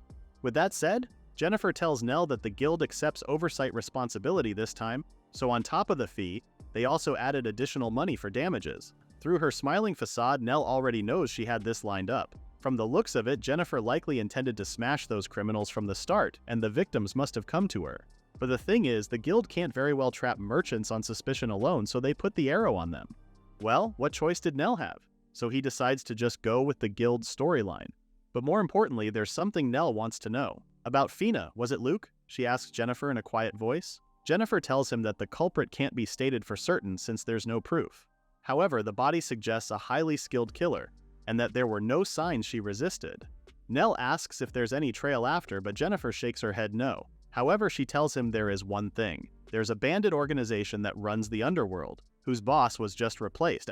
Does Jennifer think that the new boss is Luke? What made her think that? Unfortunately, she doesn't have solid proof, just a woman's intuition. Intuition? But then again, when it's a saint's intuition, one simply does not shrug it off. With that said, Nell says he'll just keep that in mind as he joins the girls. Back at the Hope Shack, Nell looks at the unfamiliar face looking up to him. Do cats multiply? He asks rhetorically. Asuka grabs the new cat and says, this one is a girl. Nell actually knows it's a girl, so he grabs their own cat, scolding him for being such a lecherous Tom. With a roof over its head, food, and water, the Hope Shack is already a castle to this cat, and a castle's lonely just by being itself. Can we please keep her? The girls all turn to Nell with puppy dog eyes, and of course, how can he say no to that? All right, we won't kick her out. They can keep her as long as they tidy up around the house, making the girls groan. Cleaning again? Nell turns and tells them they should do it right while he's out. Huh? So where is he going then? Ned just tells her that he has something he needs to do. Are you covering those three's debts? Are you for real, kid? An intimidating man looms over Nell. The former explains that they lend at 10% monthly interest. If he can't keep up with that, he'll either be food in the sea or undergo forced labor underground. The man then moves to massage his shoulders, telling Nell to cough it up to the last coin. At least that was his imagination of what the girl's creditor looked like. He didn't expect the person to be a nice-looking old lady sitting before him. Nell bows his head and apologizes for introducing himself late, saying he's the one who leads the girls' clan. Ah, so you're like their mother. Well, it looks like the Grand Dame is in the loop with what the girls call him, huh? Anyway, she asks what brings him to her home today. Nell begins by saying what he knows. I heard you fronted the cost of their gear. The clan should cover gear, so may the clan repay the loan, he asks her directly. The latter thinks that it's a bit overprotective, and even Nell thinks so too. He tells her that the clan will cover it this one time, since when they went to a resort just recently, it pained him to see that the girls didn't buy clothes for themselves because they still have debt. Besides, without this lady creditor, the girls would still be fighting recklessly, like when they first met. The trio only managed to live through it with proper gear, but without it, Asuka would have been dead long ago, and the backline soon after her. Nell owes this lady that much for preventing the girls' deaths. The lady, Lady Mary, gets up from her seat and tells Nell not to spoil them too much. He looks at her quizzically while she looks for the promissory note. Then, when she finally found it, Lady Mary tore it to pieces. Huh? Nell's eyes widen, and before he can ask, she puts a pouch on the table, saying it's the money the girls have been depositing with her. Wait, what? Does she mean she has been saving their payments all this time? Nell asks, why? And to that she smiles. If I don't force them to save, they'll spend it. Those girls are like that. Heh, even Nell can't deny that they have that habit. Still, what a warm-hearted lady she is, showing such kindness to 3 orphans. Nell bows and takes the pouch, thinking about how he wishes he had a mother like her. He tells her that he'll make sure the money helps the girls. And there's nothing better Lady Mary would want to see, even calling him Mama Lionel as they shook hands. Well, that's that. The errand's finally done. Nell is out in the open again, thinking that he'll just swing by the guild for a job and then head home. Just then, a kid bumps into him, secretly stealing his wallet. The kid apologizes and is about to excuse themselves when Nell locks their elbow, making them cry out in pain. As it turns out, this kid is a girl. What the hell was that for? She asks him, teary-eyed and nursing her elbow. Well, that's Nell's line. Just what the hell was she doing, pickpocketing adventurers' thin pockets? But the girl is too stubborn to admit that she's wrong, saying it's the old man's fault for zoning out. Nell already has his back turned to her, telling her to go. He adds that if anything comes up, she can come find him at the Adventurers Guild, then walks away. Now left to her own devices, the girl lets out a heavy sigh. What a day! But that's when she realizes something. Her wallet is missing. It's gone. Lionel secretly fished it back then. The girl runs straight to the guild, slamming the door open as she demands, Lionel! The latter is happy seeing how the girl discovered the crap he pulled just then. As if that's not bad enough, he starts to tease her, saying he'll buy her some tea. After all, he's got a little windfall right there, tossing the girl's wallet around, much to his annoyance. That's when Jennifer decides to step in, telling Nell not to tease her too much. Okay, fine till Nell gets serious. You did have business with me, right? Steal my wallet, return it, then ask for a favor. That was the plan, wasn't it? The girl is surprised while he continues that if she were just an ordinary pickpocket, she wouldn't go around carrying her own wallet. And even if she did, then the girl would give up if someone stole it, since coming to the guild to get it back risks getting hauled by the guard. And yet here she was, waltzing it, grabbing it back. And throughout the whole conversation, she's still here. This just means she's got business with Nell. Heck, she even knew his name. Well, of course she knows him. He's the rare strategist who took a 2-orphan startup and made it top tier in under 10 years. So it's already a given that it won't be easy to outfox him. Frankly, he wasn't prepared to receive such praise, saying, "You're overselling me," to the girl. That's when she uttered the name of the clan, Golden Silkworm Butterfly. She even called him of Golden Silkworm, before correcting herself and changing it into Lionel of Hope. She finally introduces herself as Meg, a member of the Thieves Guild. She also apologized for the stunt she pulled earlier, as she said, "The Thieves Guild, huh? They're not officially sanctioned, but they're viewed as a necessary evil that the authorities ignore. After all, the guild keeps petty crime from exploding and scoops street kids into pickpocketing or sex work. The latter may sound awful, but it's better than freezing to death in the gutter. Simply put, it's just another way to live, however twisted. In practice, they save more lives than a noble's whims. And this girl is one of the guild's members." "You can beat him, right, Luke, the new boss of Hawkfang?"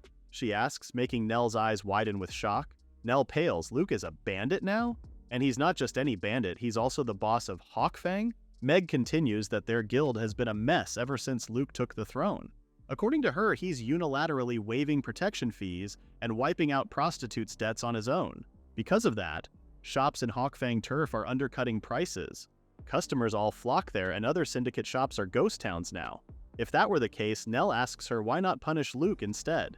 Meg replies that they already tried that, but everyone got taken down. Suddenly, she clings to him, saying, "The only one who can beat him is you, the guy who knows him from the inside out." But Nell is not really thrilled by this idea. Even if she says that the Adventurer Guild sticking its nose in the Thieves Guild's infighting just spells trouble.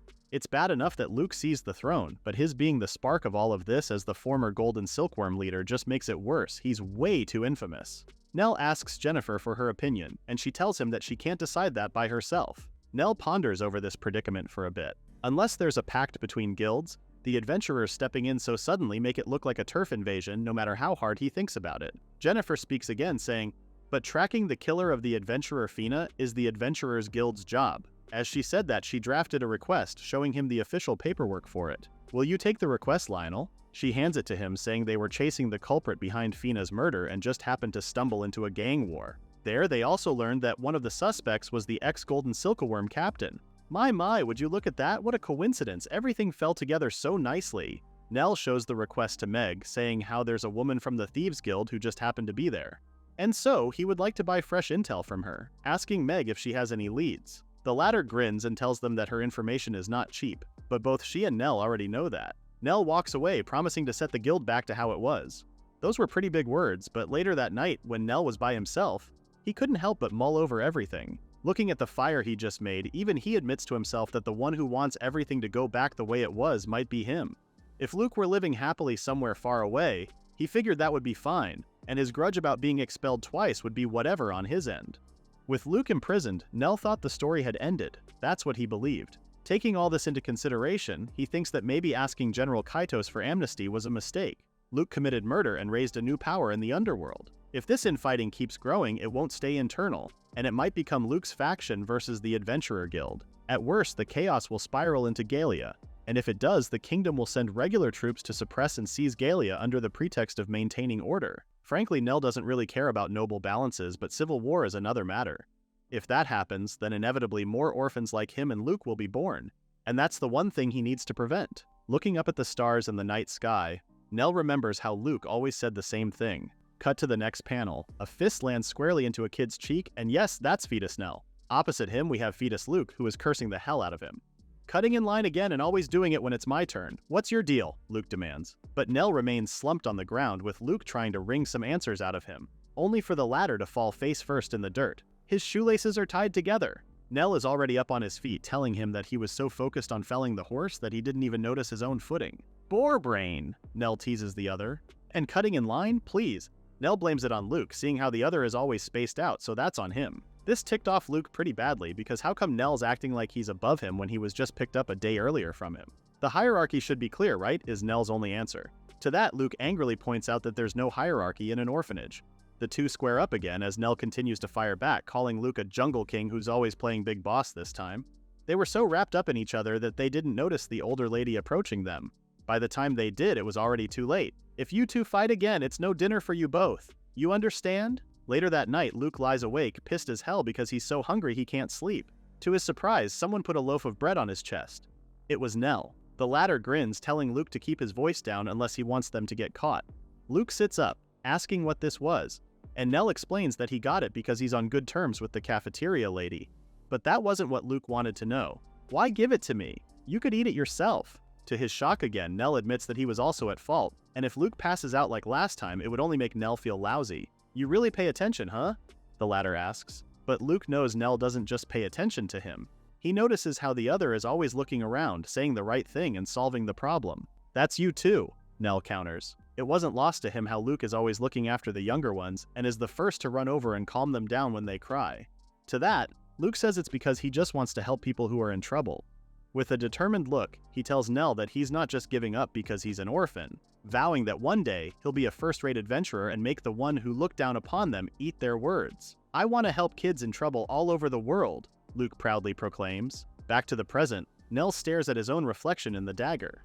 Maybe it's the alcohol, but all he does is keep recalling the past. If he couldn't even foresee this as a sorry excuse for a strategist, then at least he needs to take responsibility for unleashing the beast that Luke had become. He remembers how they always ended their fights in a draw, making him wonder if he can actually win against him. They're both swordsmen, but raw power and speed are Luke's edge. For him, sure, he has foresight and a tactical eye, but this isn't like their usual childhood tussle.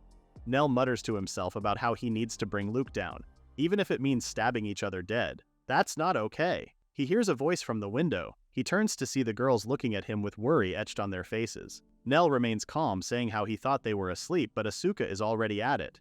She noticed how he's been acting weird since he got back, so she was worried he was cheating and came to check. Did she really say cheating? To his shock, she jumps off the window and lands straight into his arms while she continues. You're muttering with that serious face. What kind of daughter just sits and watches when her mom says she's risking her life? There's no way we're just watching. Asuka clings to him, telling Nell that he should talk to them. We're your party, remember? Don't decide it all by yourself. She starts getting teary-eyed, hitting his chest as she practically begs him not to treat them like kids and leave them out of this problem. As if Nell could say no to that. Alright, he got it. He apologizes and begins by saying, the truth is, there's something I need to ask you all, since the girls insisted on getting involved. Nell took the liberty of sharing his predicament with them, and they listened with worry and intent. After everything is said, the first words Asuka says are, "It's that important? Why did you keep it to yourself until now?" In his defense, this is personal, and Nell points out that he couldn't drag them into this. To that, Asuka reminds him of what he told them before, that to let them perform, the clan should handle their gear. Following this logic, it's only right that the clan should solve the members' problems together. Additionally, keeping their motivation up is also the clan's responsibility. Huh? Isn't that a bit of a reach? But Asuka and the others are never ones to think in the usual ways. Nell can only sigh because he never expected his own line to be thrown back at his face. On the inside, though, he feels so touched to be blessed by daughters who are far too good for him. Anyway, back to important matters, Asuka asks how they plan to find the bandits' hideout. To that, Nell already has an idea how. Cut to the Thieves Guild, Meg frowns. So, you brought a whole crowd? She asks Nell while looking at the three girls before her. Despite her demeanor, the three girls went ahead and crowded Meg, introducing themselves at the same time, putting too much pressure on the former. Meg had to literally back them off, as she tells Nell that they have no idea how many are waiting. So yeah, the more heads the better, but the den is located deep in the slums. Walk in like it's a field trip, and you'll be ringed by assassins fast, she says. But Asuka and the others remain unfazed. They know, and that's exactly why they're making a big show of it. In the end, Meg can't help but also break out into a smile, saying, "You folks really fit the name Hope perfectly. Alright, now that everything is settled, Hope team, roll out." Later that night, Nell and Meg find themselves in front of an abandoned mansion. According to the latter, the place was supposedly a noble's manor ages ago, but it has now turned into a slum. Nell glances at the girls and they all nod in unison. He breaks the door down with a kick. "Pardon the intrusion," he tells his old friend, who only welcomes him, already standing and waiting for him. Nell warns the girls to keep their guard up, but Luke assures them that he's alone. Nell is puzzled by this, but he didn't have the time to ask, seeing how Luke already has his hand on his sword. The latter throws his scabbard away, telling Nell they should settle this right now. On the other hand, Asuka offers to hold Nell's scabbard for him, which he gratefully accepts. In the old Night Tales, it is said that the sword is life, and the scabbard is where life returns. So entrusting you with a scabbard means, I will surely come back. In contrast, Luke threw his scabbard away, meaning he abandoned his place to return to. An instep, and suddenly there was a loud clanging of swords as the two men exchanged blows. After the initial attack, both backed away, and Luke took this time to ask his friend a question. Why did Nell look so surprised when he walked in? Nell answers that it's because Luke didn't have an entourage and goes on to say how word got around that Luke seized a gang. Luke chuckles ironically because yeah, he did have some at first, but because they couldn't abide by his policy, they left. So that's what happened. Nell finally understood his friend's plan. Luke defied the Thieves Guild's line on purpose, stirred up trouble to clear the crowd, and got word to the well-informed guild so someone would call Nell. Even Nell has to admit that this was a nice setup done by his friend, and Luke is more than happy to receive such praise from a strategist. A strategist moves assuming the worst, isn't that what you said? Luke tells him. The latter goes on the offense while Nell evades his direct attack by leaping. Exactly, you went that far just to see me. Nell fires back and this time goes on the offense. But Luke steps aside, easily evading him as he continues that he did that out of love. Hard pass, was Nell's answer as their swords clashed again. Crap. This back and forth between them is getting ridiculous. He can feel the exhaustion creeping in, and as if on cue, Luke's thrust nicks Nell's arm. In turn, our hero swings his blade and cuts Luke's cheek to even it out. Flashback to when they were younger. Luke asks Nell what his gift was again. Strategist, the latter answers.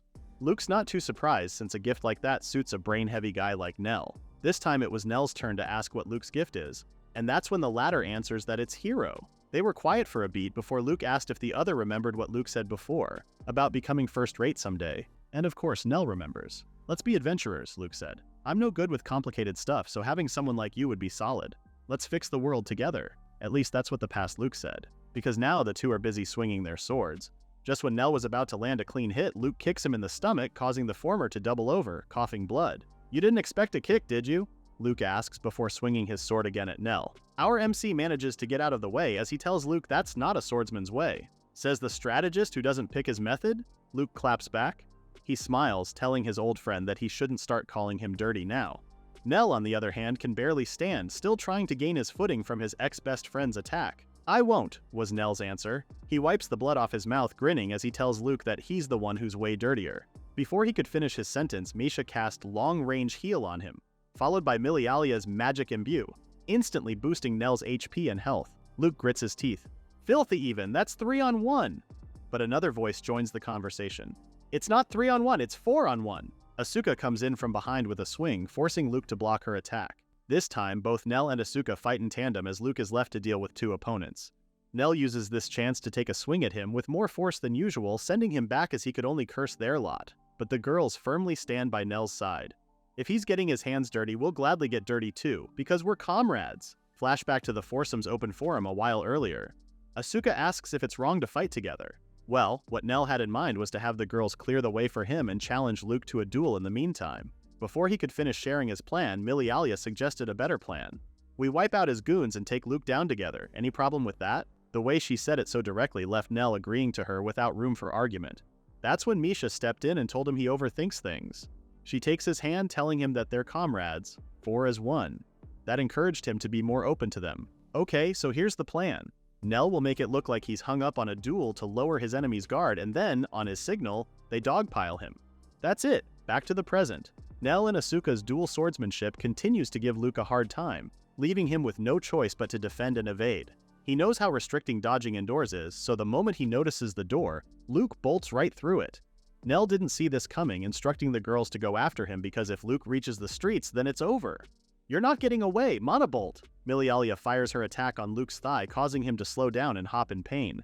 This was the only chance Asuka needed as she cut off Luke's right arm in one fell swoop. As the latter sees his arm fall to the ground, he thinks about how he has seen this view before. He sees Nell hiding his face, thrusting his sword directly into Luke's body. Right, it's the same thing I did to Luke thought.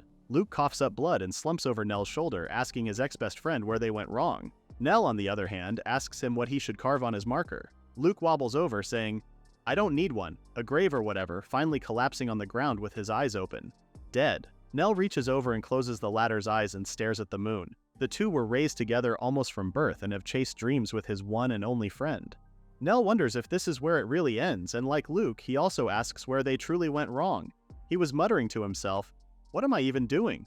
When Asuka appeared and hugged him, assuring him that she was right there.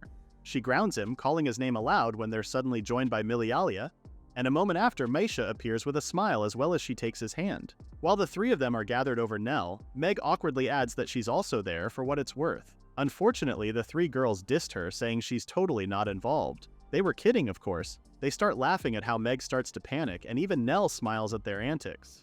After a while, Nell suggests they head back now since they have to hand post-mission reports to the church and the guild. Back at the Adventurers Guild, Jennifer commends them for a job well done. That finally puts an end to Fina's killer. With that said, peace should hold, for now. Nell thinks so too, and they can probably take it easy with some routine hunts for a while. But his question is, why is Meg still at the Adventurers Guild? She laughs awkwardly because here's a funny story. I got kicked out of the guild, she says while scratching her head. The other three girls were shocked, asking why that happened. They only managed to beat Luke because of Meg after all, and that's where the trouble is actually. From their side, I borrowed the Adventurers Guild and settled it on my own, so the Thieves Guild lost major face, she explained. Nell finished the story, adding that the guild couldn't very well punish Meg, seeing how she helped fix the problem. You see, in the underworld, you never really get clean. And if someone with shadow intel bolts, assassins will be sent. Nell thinks that if Meg slipped out of that tangle with no strings, then maybe a Thieves Guild executive did her a kindness. Well, since Meg finally got out and she doesn't want to live a thief's life anymore, she shyly asks them to let her join Hope. Nell sees no problem with that, but first things first. What was her gift and job? Because if she's going to be an adventurer, she will need to register with the guild. Gift? What's that? She asks. The foursome could only give her a unified "ha?" In response, eyes wide with shock. Gift? Job? What even is that? Meg asks in confusion. Naturally, the girls blew up, especially Asuka. A job is that thing, you know? You pick it from your gift and then the gift goes whoosh from the supreme god, as if that kind of explanation helped Meg understand what those are any better. Nell intervenes and grabs Asuka's head.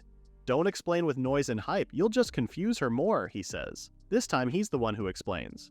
Simply put, a gift is the divine revelation individuals get at the age 10 blessing rite. To help her understand it better, he uses himself as an example. Nell shares that his gift is strategist. He continues that from there, one will choose their job, so in Nell's case, since his gift is a strategist, he wants to become an adventurer. So, for a job, he went with a swordsman, that kind of thing. Meg looks down, feeling ashamed because hearing all that just made her realize that she didn't know a thing about normal surface world stuff. This also makes Nell realize how orphans like them get blessed, while the Thieves Guild really treated kids as tools as far as they could. The threesome looks at her with so much pity in their eyes, then proceeds to hug her at the same time. Don't worry, Meg, we'll get your life back. We'll help you. God's grace will pour upon you, they comfort her. So just like that, the 5 of them went straight to church. At least that helped Meg breathe a little because she really thought the girls were about to take her virtue right then and there. Meanwhile, Nell talks to the priest asking if the older man can perform the rite.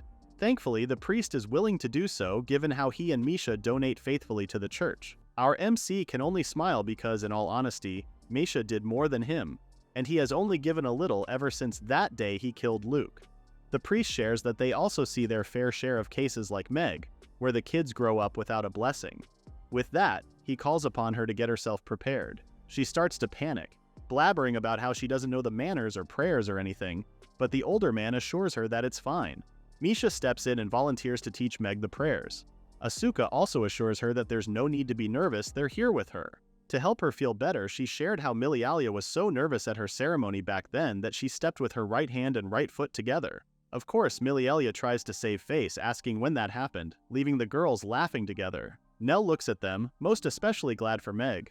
Just like what the girls said, they will take her life back step by step. They put a veil over her head while Misha teaches Meg the prayer. From there, the priest motions her to head to the aisle and kneel in front of the altar. The older man starts praying over her while Meg clasps her hands in prayer. And then suddenly, a ray of light shines down upon her. Meg starts crying as she tells them she heard God's voice for the first time. After the ceremony, Asuka asks Meg what her gift was. Something like Switchfoot, maybe? She says. Nell chimes in and tells her that it's a talent specialized for speed. Well, now that makes sense. Meg finally understands why she was better at stealing than kids her age. Next, they head back to the guild to do the necessary paperwork. Jennifer hands her the paper and advises that she list her job as scout since thief or pickpocket sounds bad on paper. After that, she says they should proceed with her adventurer registration by filling out the form in her hand. Ah, right, I can't read or write, Meg admits to them, embarrassed. Nell is quick to jump in and verify the information with her first. He points to the paper as he points out all her information, like her name, age, gift, job, and affiliation. With that, it's done. So I'm part of Hope now, she proclaims. She also apologizes for causing them trouble and even making Nell write for her. In a quiet voice, he assures her that there's nothing for Meg to feel bad about. Our MC has his brows furrowed in anger, saying, whatever their reasons, they feed orphans, so I thought the Thieves Guild folks were a bit more decent.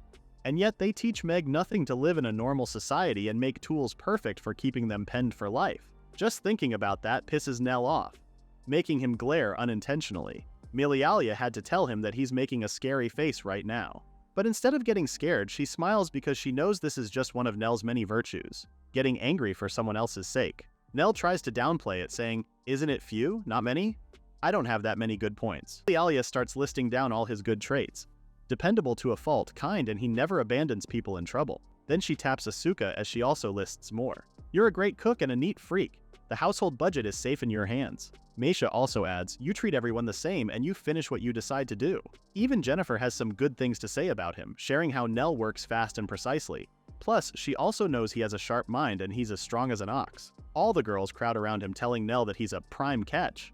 Being praised like this is something Nell hasn't experienced before, and like any embarrassed individual, he runs off, not knowing how to take a compliment. He hides in the other room, fanning himself because those girls just keep on piling the embarrassing stuff. From where he's standing, he tells them that tonight will be Meg's welcome party. We'll go buy whatever ingredients we're short on later. Jennifer can't help but laugh because this just shows he really is their mom. Later that night at the Hope Shack, the fivesome gives a cheers to Meg, the newest member of the clan. Nell prepared a feast for tonight, urging Meg to eat a lot. but the girl is a bit too overwhelmed by the quantity of meat at their dinner table. Meat, meat, meat. I kinda want veggies too, she mutters. Nell can only laugh sarcastically. As if we'd have that, it's all meat, bread, and booze. By the way, Neldon, Meg says. What's a Neldon? Is that a new monster? He asks in turn, but Meg ignores it and follows up with, what do I do here? Nell tells her that her job is scouting. It's mainly to find jobs in town that pay well and raise their reputation. She thinks about it, but he goes ahead and informs her that they'll first practice by gathering intel at the guild together. Once she gets the hang of it, Meg can do it outside the guild too. That alone excites her, promising she'll get them big-time gigs in the future. Speaking of big-time, so is she like referring to cracking the massive Lacris labyrinth? She laughs, boasting about how she's quite famous in the Thieves Guild. After all, she knows of the giant dungeon like 100 floors underground that the top clans are still exploring.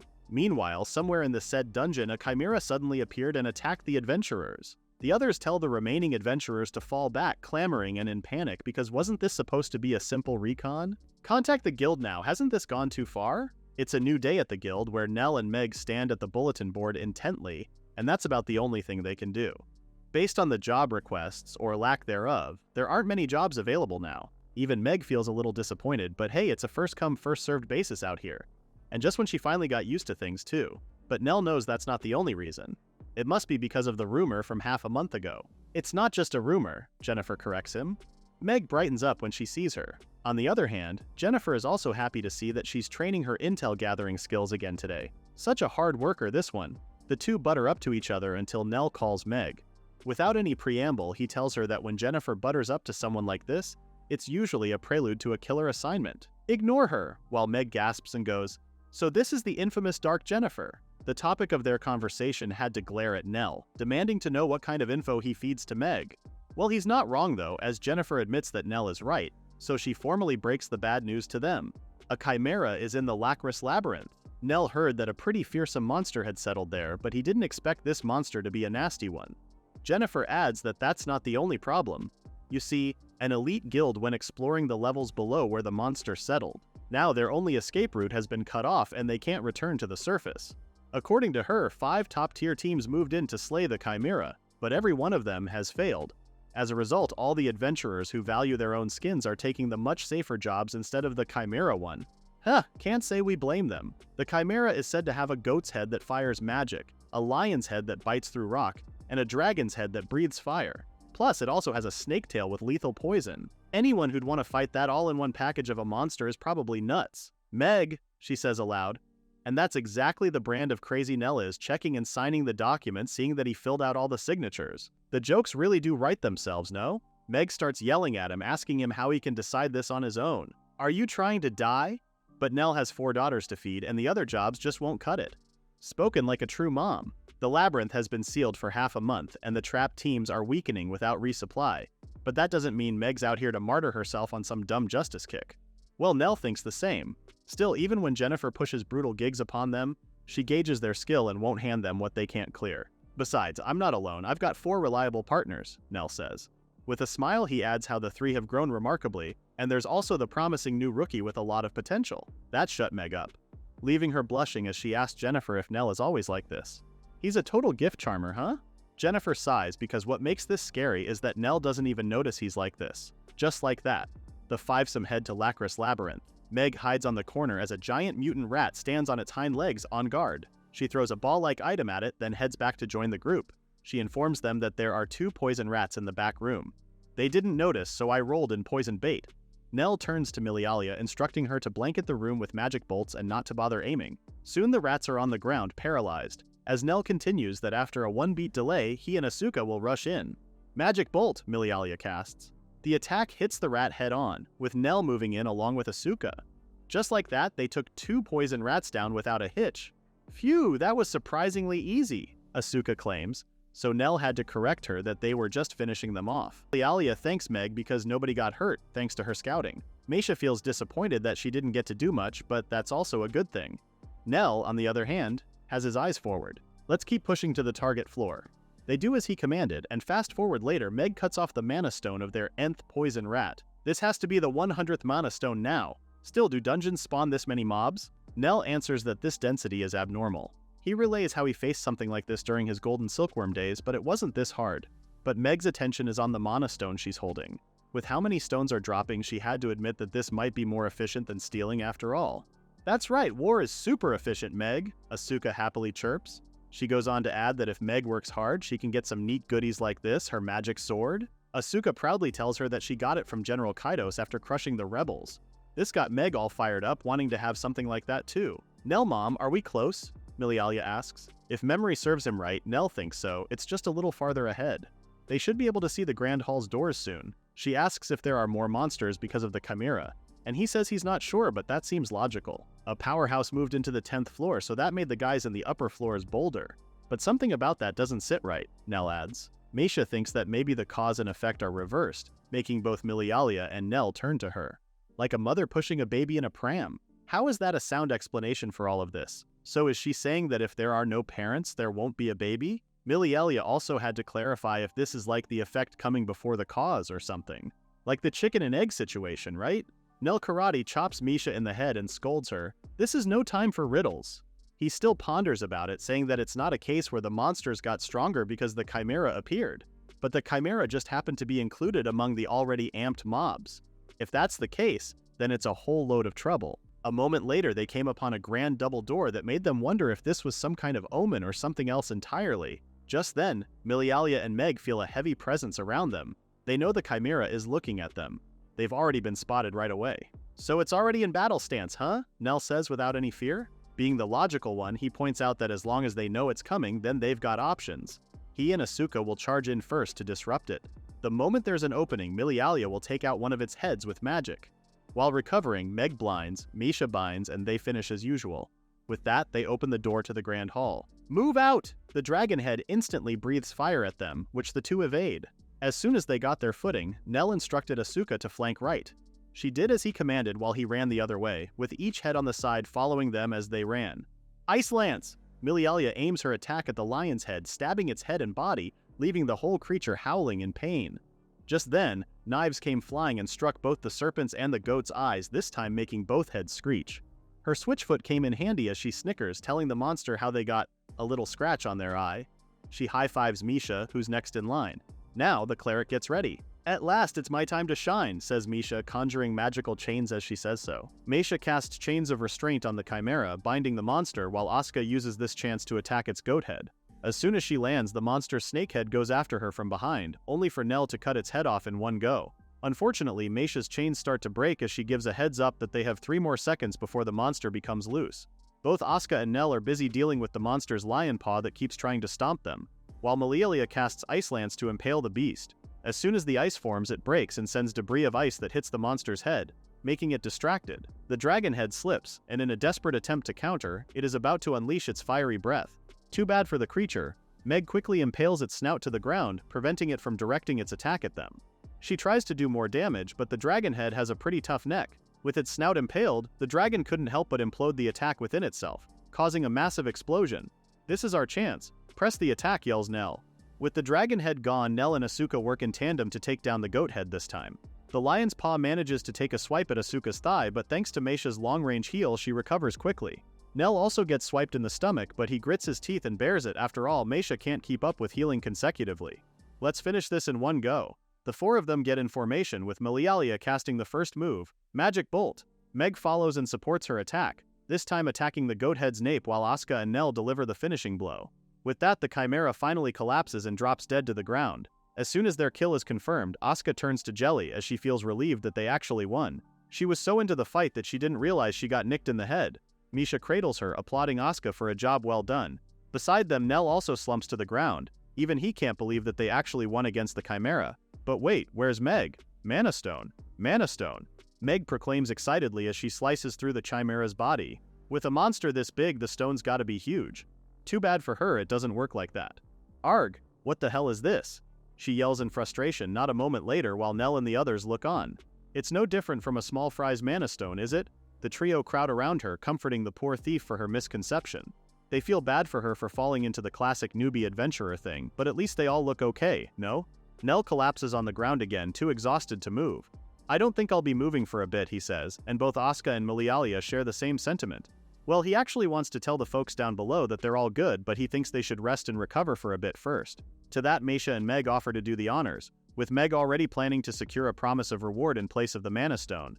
Being the mother hen that he is, Nell had to dissuade her from doing that. Moments later, footsteps can be heard echoing throughout the dungeon, signaling that the rest of the adventurers are now free to go. You saved us, thanks. We thought we'd never see the sun again. They tell the Hope Party. Looking at their mass exodus, even Asuka is surprised that there really were a lot of people stuck in the dungeon. But if there were this many, couldn't they have just beaten the Chimera together? With this headcount, the room turns into a sardine can, Nell explains. It's the perfect scenario to get wiped in one sweep. As expected of my rival. Even winded, that head of yours is sharp, a voice says from the back. Nell turns, and what do you know, it's one of his buddies, Rhinos. Asuka, being the blunt person that she is, does her best to hold her tongue from calling the dude old man as she manages to say older brother at the last minute. Hey now, I'm not that old, so cut it out with the old man. Rhinos replies in good spirit, much to Nell's chagrin. Anyway, Rhinos is the leader of the hard-boiled guys party. He introduces himself to Asuka, then turns to Nell, fully intending on thanking the latter for saving his butt. Anything you want? Rhinos asks. To that, Nell looks up in a daze before snapping back to reality and answering, lumber. Huh? Lumber. To that, Nell explains that he wants to build a changing room. Oh, if he's doing renovation, Rhinos says he can just hire a carpenter instead. The hard-boiled guy's leader can arrange that for him. But with a bitter smile and a downcast look, Nell declines his offer. It doesn't work like that, given how those girls go full frontal each time. If I'm being picky, I'd like a bath where the sky isn't staring at us, Nell says with slumped shoulders, leaving Rhinos both worried and confused for his friend. Asuka, on the other hand, points out that she likes the open bath. It's nice. While they were chatting casually, their group was unaware that a creepy floating eye had been eyeing them all this time. No pun intended. Curse you humans. To think that you'd slay a chimera. A certain demon lord rages. Just you wait. I'll reclaim the ancestral lands you stole. Mama Nell, wake up. It's morning. Nell could hear someone whisper closely to him. He wakes up with a frown and the three girls half naked are leaning over him. Looks like we beat you today, Asuka happily proclaims. A loud scream follows, courtesy of Nell, who is by the way clutching his blanket over his body like some pure maiden. He still can't form a coherent sentence while Asuka tells him off that it's rude to scream in someone's face, you know? Why are you half naked? He manages to scream to his three troublesome chicks. To answer that, let's wind it back to a few days earlier, from when the Hope Shack finally had its own changing room. Rhinos is amazed because he didn't expect Nell to be such a handyman. The latter, on the other hand, claims it's easy work once you get used to it. Apart from the changing room, Nell also boasts of creating a cat tower in Meg's bed. Seeing him all giddy from his craftsmanship like this, Rhinos finally remembers that his buddy's talent was lumber master. Anyway, Nell is pretty thankful for Rhinos' help with this. You saved us, he tells Rhinos, but the hard-boiled guy's leader says it's the opposite. It's Nell's party who saved them. The three OG Hope Party members watch the two men interact, and it doesn't take long for Nell to spot them hiding behind a wall. You lot watching over there. From now on, get changed in the changing room like you should, shouts Nell from where he's standing, unaware that the girls are giving him blank stares. So now, cut to the present. Asuka claims to know that Nell only said that because Rhinos was there, but in reality, she and the other girls think that Mama Nell must be lonely since he doesn't get to see them naked anymore. Underage girls in undies is a recipe for disaster or prison. There's no in between. So as any sane man, Nell quietly rises from his bed, opens the cabinet and puts all three girls in their respective camisoles in one go before they even have any chance to protest. There we go, he proclaims, proud of his work. Thus begins the girls' onslaught of complaints. If there's shade, you strip. Do you even know how old we are? All that ruckus is enough to wake Meg, who makes their way to the group. You don't have to push yourself, you know? Meisha tells Nell while the other two go, are you sick or something? Our nakedness is your emotional support, right, Mama Nell? What the hell is up with these girls? With him being cornered like this, Nell decides to shift his attention to Meg and was about to give her a slight scolding when the latter gave him a judgmental stare. Yikes, she mutters while keeping her distance from Nell. Of course, poor Nell had to clear his name. He tries to explain that she's misunderstanding something, but Meg wouldn't hear it. It's fine, Nell, Dad, she brushes him off. People have all kinds of tastes and hobbies, you know. Girl, please listen to the guy. That's it. Nell is done with this. He grabs their basket of breakfast and slams it on the table, saying he's leaving and heading to the guild. I'll be back by evening, so eat the pre-made stew for lunch. With that, he stomps off out of Hope Shack. As the girls eat their breakfast, they can't help but think of him as their mom. Now we cut to the guild. According to Jennifer, apparently monsters around Galia are increasing and getting stronger lately. Huh. Why did she use the term apparently? Nell finds the term a bit vague, but that's exactly what Jennifer means. She says they've been getting many such reports from adventurers, but from farming villages and such, there aren't any damage reports beyond the usual. Huh, now that she says it like that, Nell kind of understands what she's getting at. After all, those animals are living creatures too, so if the number of monsters rose, then it would only be natural that the creatures would raid the villages for food. In line with this, Jennifer asks if he has any idea about what's changing with the monsters lately. Well, the most recent monster Nell faced is the Chimera from the other day, and even that is way too good to be a simple mutation. Considering even monsters on other floors were markedly strengthened, I don't want to think it either. But it's a sign of the Demon King army incursion, Nell says. The last human-demon war was 500 years ago, and since then there haven't been any major conflicts up to now. Suffice it to say that what Nell had just said is a pretty big leap of speculation. Well, speculation or not, Jennifer pulls out a map and points to a certain location. It seems it's worth investigating here. He looks at the place and knows it. It's the ruined Piran Castle. Sure, demons built that fortress 500 years ago, but it was never used and left abandoned, right? He says. Plus, as strange as it is for him to say this, Nell would like to investigate with a bit more certainty. To that, Jennifer straight up tells him that they don't have proof, but what she does have is her woman's intuition. There it is, a woman's intuition. Nell doesn't say it out loud, but if Jennifer insists on that, then it's a bona fide saint talent revelation skill, the same as Meisha's. With that said, she issues a new request for the Hope Party. Investigate the increase in empowerment of monsters at Piran Fortress. And who is Nell to say no to that? Later that night, a shooting star illuminates the night sky. A star has fallen, an elder demon claims. Another one asks if this is an auspicious sign, to which the elder demon explains that it bodes ill will for humans. It means humans with the star of hero are fewer. The younger demon smiles because for them, it means it's a good omen. That is exactly so, Your Majesty, Demon King Ingrol, answers the elder demon. Somewhere else in the kingdom, legions of the undead rise as another demon summons a mighty entity. This time, do not fail, he tells the dark entity. Turn the humans into carrion, O Lich, king of the undead. As soon as Nell heads back to the Hope Shack, he informs their party of the new request. He tells them that it would take 12 days of travel on foot from Galia to their target location, the ruined Piran Castle. Meg takes note of this information, a little surprised that the location is quite far. The Galia region is that prosperous, and it's a vast territory, he explains. It's the domain of Margrave Dros, who guards the border with the Kingdom of Mazel. Wait, Kingdom of Mazel? Asuka knows that that's the demon nation, right? Mulialia clarifies and asks if the monster enhancement incident is probably a sign of an invasion from the demon army. That's what Nell initially thought as well, but if they think more simply, it could also be due to a magical item left in the Piran ruins that went berserk, thus causing the monster's increase in empowerment. Either way, we'll find out after this investigation. For now, let's move out. With that, the girls quickly obeyed their leader and made the long journey toward Piran Castle, with Nell leading the way. They gathered materials in the forest to cook their meat, and as night fell, the Hope Party checked in at a local inn. The three OG girls instantly doze off, while Nell lies awake in bed thinking about how those three are out cold in mere seconds. Suddenly, he feels something. He quickly draws his blade and points it, ready to attack. Who's there, he asks. It's me, Chill, was Meg's reply, her face mere inches away from the tip of Nell's sword. He sheathes his weapon and tells her that it's way too late for a night crawl, but Meg means business. She feels something strange. Not killing intent, but more like we're being watched, she says worriedly. Nell is already putting on his armor while asking her if she has already checked outside the window. Well, that's the thing. According to her, fog has settled in, so she can't see a darn thing. Wake Asaka and the others, gear up and regroup in this room, Nell instructs her. If he's acting like this, then this just means that they're dealing with an enemy, right? So who are we dealing with? Given that it's the middle of the night with a strange presence and a fog rolling in, Nell believes it's most likely the Lich. The Lich? You mean the undead king? She echoes with a shock. Seeing how her nerves are getting the better of her, he calmly tells her that if they know it's approaching, then they can respond in many ways.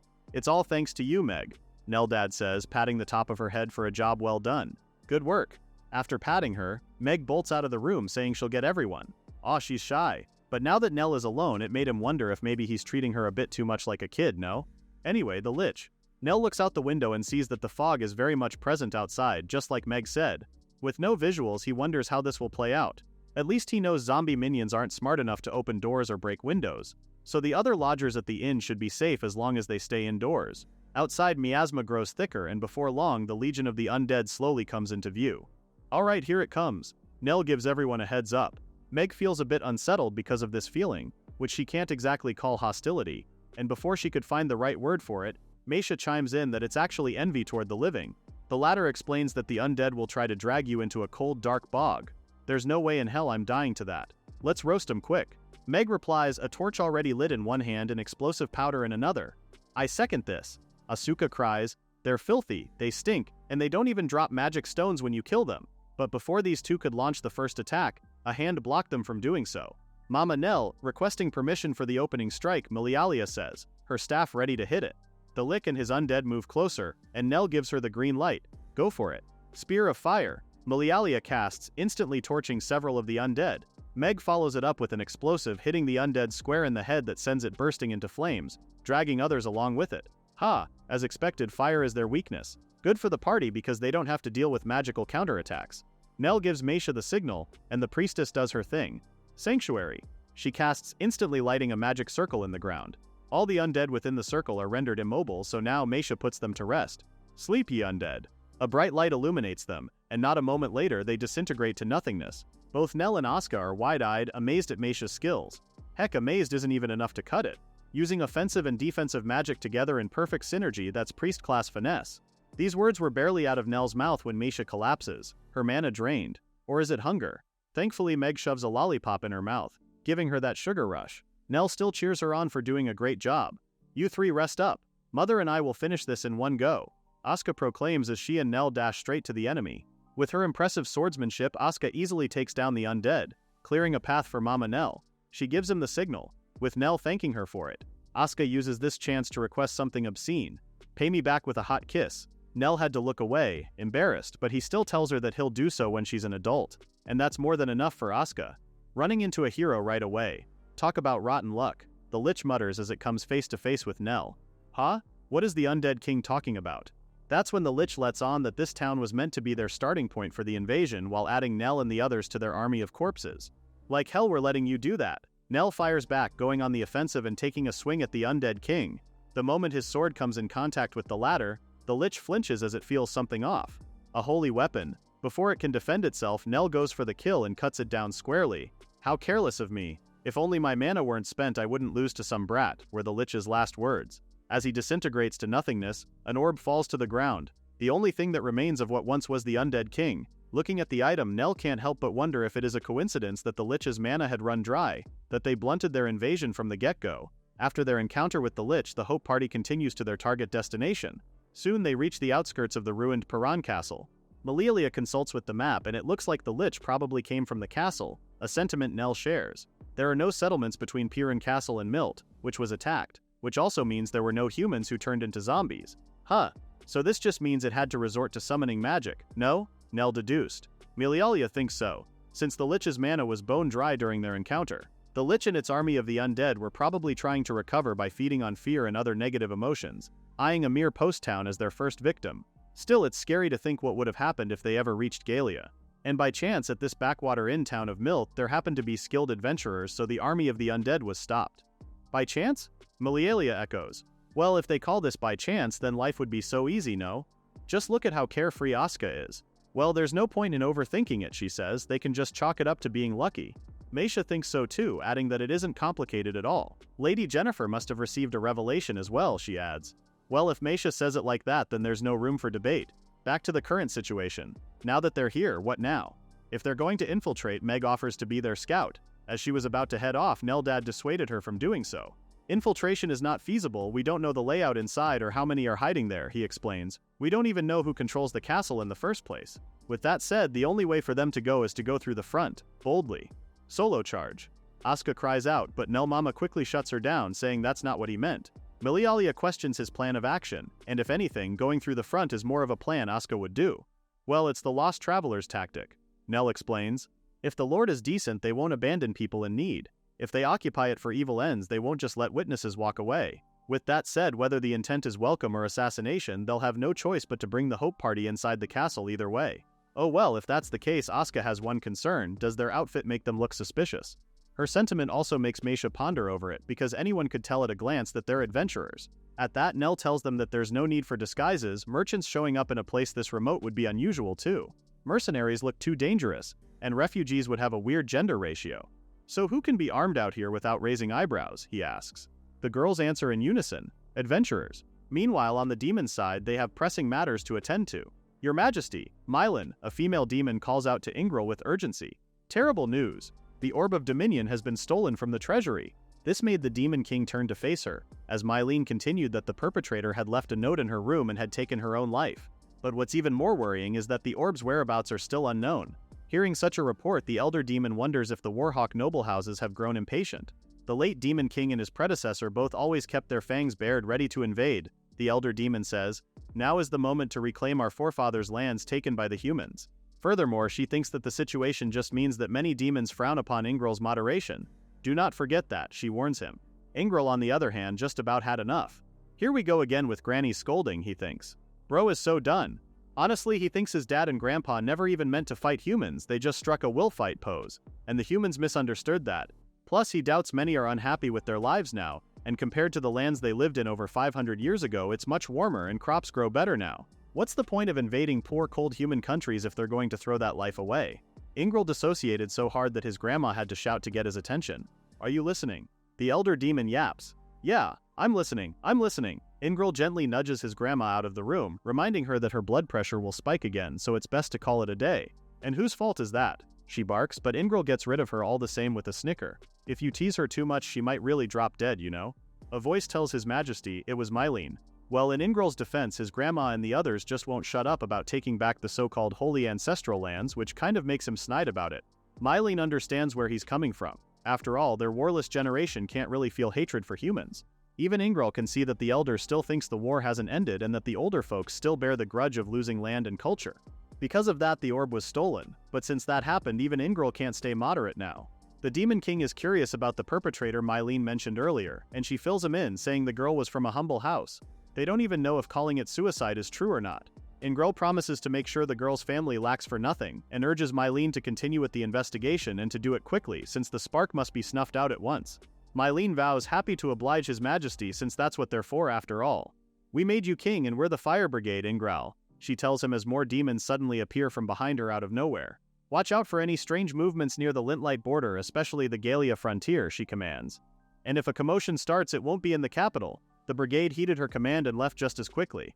With them gone, Ingral tells her that he's glad he made her the leader, especially since things like these must be done by the book. At that, she offers that she could also be as ruthless as the former leader. The mood was set, but it was shattered by just a few words. Excuse me, Lady Mylene. A female demon cuts in. When I give the go signal, please disappear. Mylene chews her out. If you just linger, it's super awkward, Salieri. The demon Salieri fires back at how Mylene likes to utter cool lines just so she can bask in herself, making Mylene shy. Anyway, what did Salieri want anyway? Mylene has already issued orders, so Salieri is free to act at her own discretion.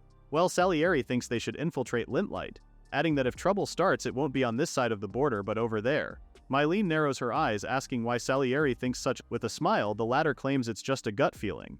There was a pause before Mylene finally relented. Fine, you've always been oddly sharp, the fire brigade leader says. Permission granted to operate abroad, go investigate. However, even if you find someone suspicious, don't act on your own. With that, Salieri salutes and says she'll do as her leader wishes.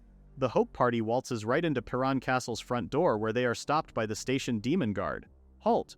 Who goes there? The latter asks. Nell starts his Oscar-worthy act, claiming they're adventurers who lost their way.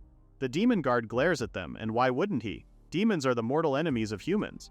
Yet the only ones who truly believe that are the comfortable folks living in the royal capital. Galia is different. Its economy thrives on covert trade with Massel, the demon nation. As a condition of that smuggling, the demons made a pledge to Count Dros to provide ample education and aid to orphanages and relief houses. And yeah, this makes Galia's orphanage industry booming because proper orphanages receive lots of subsidies. However, some gather children just for money and operate the institution poorly. Others, like Meg, get scooped up by the Thieves Guild. And some other orphans even die. Suffice it to say, Galia is no paradise, but it does reap benefits, so there aren't many who recoil just because someone's a demon. Now back to the standstill between the Hope Party and the Demon Guard. Nell thinks it won't hurt to be cautious, so here goes. Could you grant us lodging and a meal for just one night? He politely asks the already glaring Demon Guard. No sooner had he said that than the guard grinned and beamed. Well, you've had a rough time. We can't offer much, but you can rest here. Huh, well that turned out better than expected. At least it's going just as Nell planned. The guard opens the gate and ushers them inside while Nell thanks him for the hospitality. I'll show you to the guest room, so come along. Milialia whispers to their mama Nell, pleased at how they were let in just like how he predicted. But this is just where the problem starts. Still, Nell says they would just adjust their response depending on how the demons move. The thing about castle-holding nobles is that they usually have a great pride. They'll typically at least offer shelter to lost travelers, but you can never know until you're in it, right? Now that they have the room all to themselves, Nell starts giving them orders. Meg, pretend you need to use the toilet and scout the interior, he says. To Meisha, he tells her to ask to pray and memorize the route to the chapel, with Asuka tagging along with her. Nell then asks Milialia if she could help him draft a plan together. They only have about half an hour until then, so they should return in 15 minutes at the latest. The girls went to work quickly and instantly bumped into another demon on their way out. Of course, the three overwhelmed the poor guy with their requests all at once, so the poor guard had no choice but to accommodate them. Looking at what had just happened, it made Nell realize that humans and demons are both suckers for pretty girls' requests, no? Which means I'm lacking in charm, so I'm the one left behind. Malialia adds from behind. I see how it is. Oh crap, he didn't mean to offend her like this. With his hands up, Nell tells her that he's counting on her brains. But it's too late, the damage is done. Malialia turns away from him, saying, "Don't look at me, I'm just a kid, remember. I don't have any brains." Nell tries to butter her up, saying she's plenty grown up. Upon hearing the term, she asks if he would want to share a bed with her. Desperate to appease her, Nell says something dangerous. Maybe when you're an adult, age-wise. With that, she smiles sweetly. I have your statement on the record.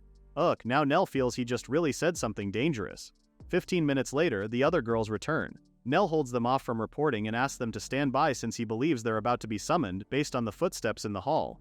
So did something happen? Asuka asks Malialia coyly. I got a verbal commitment, was the other's proud answer. Nice, now it's Meisha's turn next. At the mention of her name, their priestess friend just tells them that everything is by the supreme God's will. I shall slip into his bed, was her bold proclamation. So much for God's will, huh? Even Meg can't help but comment on how hardcore that idea is. The girls were already chatting about seeing them like that, and Nell has a hunch that they may be plotting something again. Dinner is prepared. A voice from the other side of the door informs them. Lord Zakrant awaits your arrival. Finally, it's time for them to meet the big boss of the castle. Welcome to my castle, adventurers. An older but gentle-looking demon pleasingly greets them. Nell bows his head, showing gratitude at how the lord of the castle rescued them and even honored them like this. Our hero is simply speechless out of gratitude. Lord Zakrant smiles and says a little trouble is most welcome at the palace, given how life is pretty dull there. The lord of the castle looks nice enough, so for now, Nell thinks they could let up for a bit. Our hero bows, introducing himself as Lionel from the Hope clan, and proceeds to introduce Asuka, Meisha, Meg, and Malialia. The demon lord reciprocates the gesture and introduces himself as well. I am Zakrant. I've been entrusted with this castle by the demon king. The elder demon says, I'm a descendant of the demons. Nell's ears perked at that, echoing, descendants, so the former explains that his father was charged with guarding the castle 500 years ago. Whew, 500 years? That's some loyalty Zakrant's father has right there. From a stranger's perspective, they must see it as loyalty, but Zakrant admits that they're actually the descendants of demons who fled because they hated the war. With that said, he proceeds to tell Nell and the others the history of what happened between the humans and the demons. 500 years ago, the demon army and humans decided to struggle at the Battle of Summel Plains. Back then, Paran wasn't a main battlefield, deserters expecting defeat flocked here, he relays. My father, the previous lord of Paran, harbored those deserters and spared needless bloodshed. Later, the demon army lost, moved south, and founded a nation. Humans suffered heavy losses and couldn't pursue them, hence why Paran was left behind. Supposedly, they meant to rejoin once things cooled down, but the demon king died of war wounds, and a succession followed. From there, Zakrant says the humans fought among themselves and partitioned the lands, and before they knew it, a century had passed with no chance to offer fealty. In time, the humans' fear of demons waned, and the demon kingdom forgot those deserters from a century ago.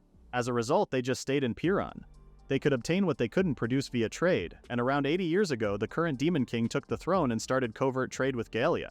Because of that, the nearby humans know Zakrant and the other demons live in the castle and choose not to make a fuss. Huh? So does that mean the Lich didn't come from this castle? Asuka asks up front. Nell panics a bit because his girl is way too blunt. Huh? Those guys?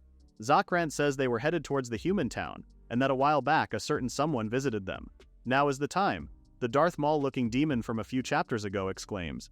To reclaim our forefathers' land stolen by humans. The time of crouching ends. If you're any sort of demon, join me. Zakrant answers him with a flat no. Huh? Have you no pride? The first demon questions. To that, Zakrant replies that they are not submitting to humans. After all, they've already chosen to put their roots down at the castle, and with that said, he asks the first demon to leave. The latter tries to kick up a fuss, but before he could do so, Zakrant threw him out of Paran Castle, literally. When Nell heard the last part, he couldn't help but think how comical that was. Anyway, the demon lord is pleased to know that Nell and the others beat that creep so they can relax now. Well, this is heading in a different direction than Nell expected.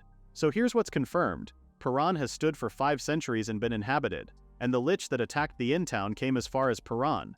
Malialia can't help but comment that this comes as a shocker but lays down all the facts first to keep it simple. Paran Castle and its residents are unrelated to the monster's changes. However, their commission did tell them to head to Paran Castle. Malialia doubts that encountering a Lich on the way was factored in, so at least that one was incidental. Nell says they could just treat their encounter with the Lich as a fluke, but if anything, there's one more thing that bothers him. Why did the one who approached Zakrant and then controlled a Lich to attack Piran but got repelled choose a Lich? After all, the Undead King is clever and hard to control. If he were going for a siege using Cyclops, who are known for their brute force, or even Wyverns striking from above, would be a better fit. Miliala has a hunch that it might be an experiment. An experiment? They're testing progressively stronger monsters to see how much control they have, like the Chimera in the Lackless Labyrinth. It could have been used as part of that experiment, right? Well, if it's like that, before Nell could even reply, the castle starts to shake. Speak of the devil, and it shows up, he mutters, already aware that a group of ogres is attacking Piran Castle. Enemy attack. The watch from the tower rings the bell as he sees the ogres approaching from the forest. Zakrant and Nell also head outside to confirm it with their own eyes. From the looks of it, their opponent seems to have a very high learning ability. One of the Cyclops picks up a boulder and hurls it at the castle wall. Nell checks the damage, saying it's only a matter of time before the walls are breached. Zakrant, on the other hand, feels apologetic for dragging Nell into their problem, apologizing as he says so. Since an invasion has been hinted at, humans can't claim to be uninvolved, was Nell's reply. We'll join the fight. The Demon Lord appreciates the offer, but seeing who their enemy is, there's little they can do against that lot. Being the strategist that he is, Nell doesn't share the sentiment. If anything, he believes the Cyclops' objective is to seize Piran Castle. He can tell based on the Cyclops' method of attack. They're targeting the walls and gate with stone throwing only, he explains to the curious Zakrant. If they didn't mind destroying things, then they'd lob shots in a higher arc to hit the interior. The reason they don't do that is that they want this castle as their base to invade the kingdom of Lintlight. Basically, the enemy is just using the Cyclops as giant siege engines, and Nell already knows a simple counter to that. He moves closer to Zakrant and whispers that he has a plan. After a while, the Demon Lord slowly smiles and then proceeds to give orders to the castle guards. Everyone, head to the armory at once and deploy the heavy ballistae. The guards quickly did as he commanded, and as soon as the weapon was set up, they fired the giant spears, instantly killing the Cyclops by the dozen. Zakrant orders them to continue firing, and before long, each Cyclops is riddled with holes. Don't relax yet, prepare for the next Cyclops. Zakrant barks. But Nell stops him, saying no more Cyclops are coming unless, of course, wild Cyclops are just swarming around the area. With that said, there's no benefit to feeding in forces piecemeal, so you could say those 4 Cyclops are all they have. Their magical asset, the Lich, failed and the brute Cyclops force failed too, Nell mutters. So the enemy has relearned that there are no clever tricks in a siege. Zakrant then asks him how their enemy will respond this time. Nell smiles. With an orthodox approach, pour in masses of infantry, break the gate, flood in at once and seize the defensive points. The usual method. But the thing about sieges is that they cost attackers heavily, and any competent commander would avoid them if possible. But see here, the enemy doesn't need to care about losses. Zakrant finally follows his logic and continues what Nell is saying. Their troops are monsters. Suffice it to say, hundreds of monsters dying won't hurt the enemy. This now poses a threat to the castle because if the enemy attacks in numbers, Piran will eventually fall, and if it drags on, then their stores won't last. Zakrant thinks long and hard, wondering what the weakness of a siege defense is. But unlike him, Nell is not too worried. The esteemed strategist believes it won't drag on, and when the Demon Lord asks him, Nell says, it's still a secret. Stringing it out a bit makes it feel more valuable. The way he withholds information for excitement elicits a laugh from Zakrant. The latter even starts hitting his back. There it is, the old "you'll see when the time comes" line. What a classic strategist. Anyway, Nell suggests they start repairing the gate. Below, the demon foot soldiers are quick to patch the holes, hammering and sealing the holes with lumber. Suddenly, they hear deafening screeches coming from the forest. Goblins. The demon soldiers urge their fellow demons to fall back inside and evacuate at once. No sooner had the first goblin entered the threshold than it was cut down in two, thanks to Asuka's swift movements. Make way for Lady Asuka. From above, Zakrant finally understands Nell's strategy. By deliberately narrowing the repair point, you funnel the horde into a single path and destroy them piecemeal. Well, Nell had a hunch that the enemy had no monsters suited for aerial recon, given how they only used Cyclops for the surprise attack. Following that logic, their enemy can only gather flat ground-level intel. So if only the main gate were open, they'd see a trap, but a hole we're desperately patching won't look like one. Back to the battle below, one of the demon soldiers gets slashed by a soldier, but the pain only lasts for a second before he is instantly healed. Of course, this is thanks to Meisha's long-range heal. Everyone, we the priest squad will tend to your wounds, she shouts from above, so fight without worry. They were all so smitten by her that a lone goblin managed to move past their defenses and sneak inside. Too bad for the creature, because as soon as he entered, his head started to roll. The poor little guy didn't even know what hit him. And it's all thanks to Meg. That should be the last straggler, yeah. From above, Nell tells them that the enemy should be pulling back right about now and tells them to keep watch on the north gate. At the east gate, there's Malialia, leading the magic unit. Magic Bolt. Malialia casts, followed by an explosion that left many goblins heavily wounded. Still, the creatures make a break for it and head straight to the forest. Nell already foresaw that a few of them would get away, but before he could ponder over it, Zakrant's voice pulled him back to reality. Tacticians are fearsome things, the Demon Lord quips. To turn enemy after enemy back on themselves. But Nell is too humble to accept such praise. After all, he says he only demonstrated basic tactics, and given the chance, anyone versed in strategy could do it. But Zakrant knows our hero is the real deal. As for me, you're the only able strategist who can say that. If the Demon Lord puts it that way, Nell also gives credit to the demon soldiers. It's pretty rare for him to see well-coordinated troops like these. They instantly grasped their commander's intent. It made Nell a little thankful that their host was not the enemy. Anyway, Nell wants to know more about the enemy commander. He called himself Genoe, supposedly one of the kingdom's elders, Zakrant says. Wait, he's an elder? At that, Zakrant's actually not so sure about that fact. Nell can't blame the guy, they've been cut off from the demon nation for 500 years after all.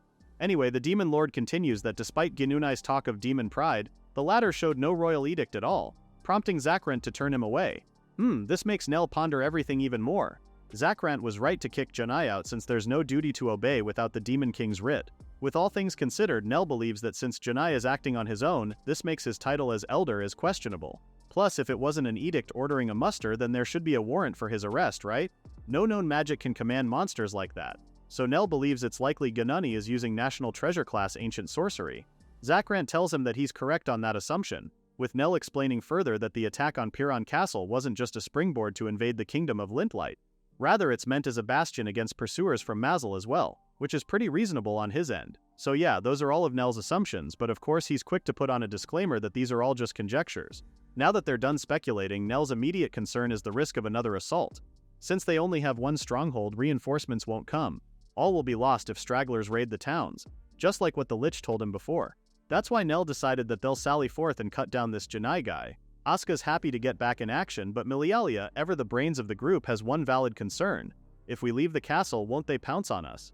That's a pretty solid question, but Nell believes their lot will be fine.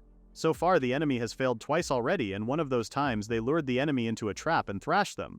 If we show them an opening, they'll suspect a trap, Nell explains. Humans and demons think alike in that regard. This also gives Nell and the others room to lay one more trap. He asks Zakrant if they could borrow a few warriors and scouts from the Demon Lord, and the latter is more than happy to oblige. Zakrant is curious to know what the plan is. But don't tell me, is it a secret again? The Demon Lord quips in good humor. Yeah, something like that was Nell's only response. Later that night, the Hope clan, along with a few demon warriors and scouts, set out for the forest. Meisha notices something and tells Nell that the enemy has taken the bait. Nell and the others quickly move away from the path and hide among the trees as the surviving goblins from the lot they mauled from their last trap appear from the bushes. Our hero keeps an eye out for them, noting that these goblins would have been written off as combat ineffective by now. This prompts Meg to ask if their enemy is also laying a trap for them. But no, Nell doesn't think so. The ones before them are actually expendable pawns. These lots are used to wear down Nell and the others with numbers, then push fresh units in. At least that's what he's read on their assault pattern so far. Meg frowns at that. So what do we do, she asks. Leave such rabble be, Nell says firmly. What matters is where they came from.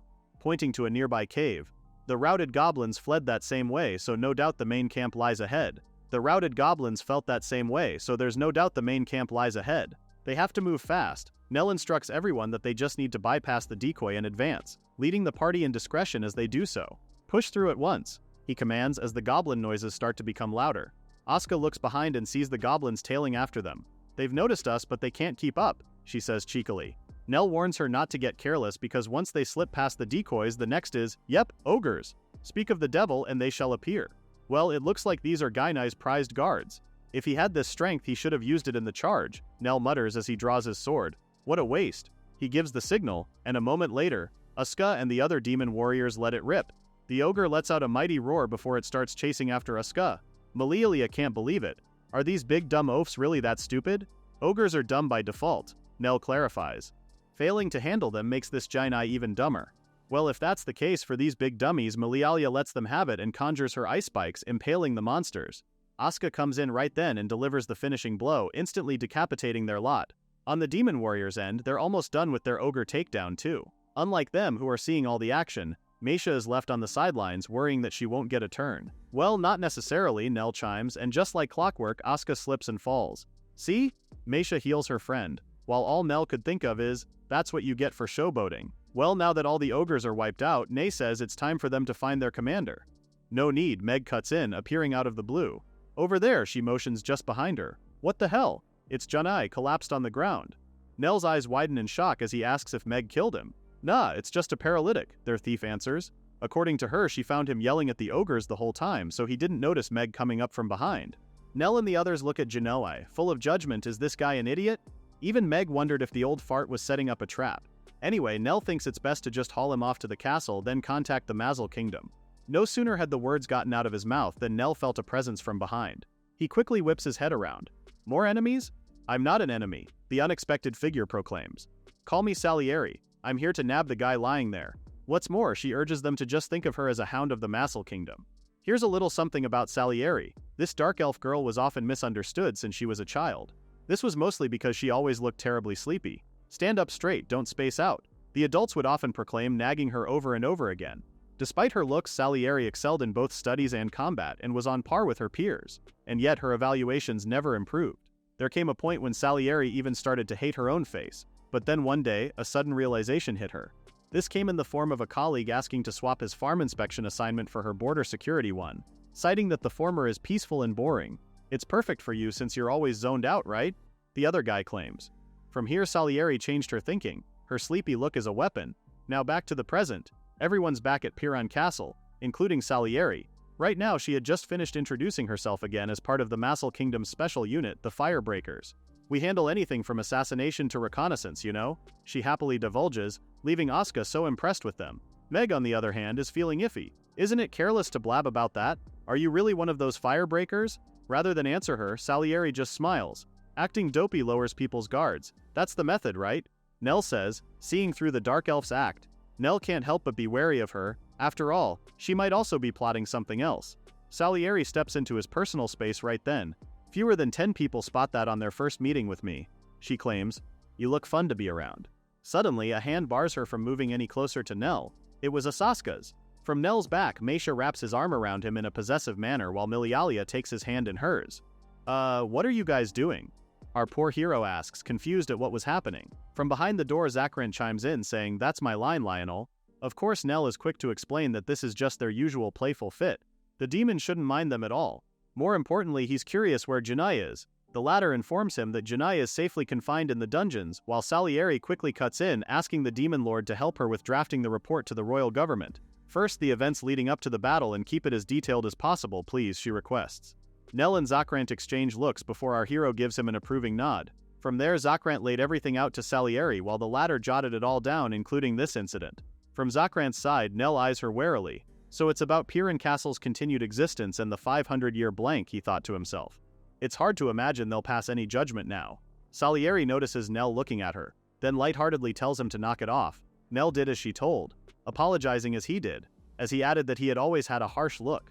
Hearing him say that makes Salieri pleased, because this just shows they're more alike than they seem. Anyway, back to business. She has no authority by herself, so she'll just lightly note Piran Castle's existence and its lord in the report.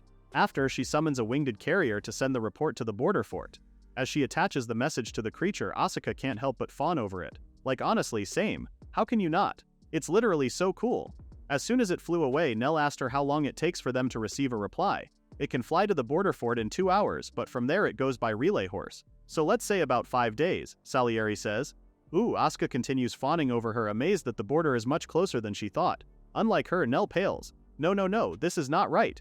He fears for Salieri for a bit because who goes around stating distances? She shouldn't have done that, not in front of them, humans. Still, he's unsure if she's being careless or if she's calculating. With a sigh, he only prays that the Demon King is wise. Salieri assures him that it's fine. What's more, her cousin is the Demon King's secretary. Meanwhile, at the Demon Kingdom, Mylene heads to Ingril's chambers, bearing news that a report from Salieri has arrived. Oh, the Demon King didn't expect that it would arrive so soon. Mylene huffs, proudly telling His Majesty that her cousin may look like that, but she gets things done. Ingril reads the report, and the more he does, the deeper his brows furrow.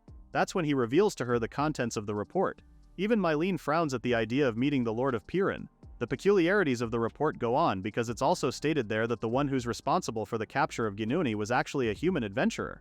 What's more, Salieri suggests that they should invite the Lord of Piran Castle and the human adventurers to the palace to present thanks.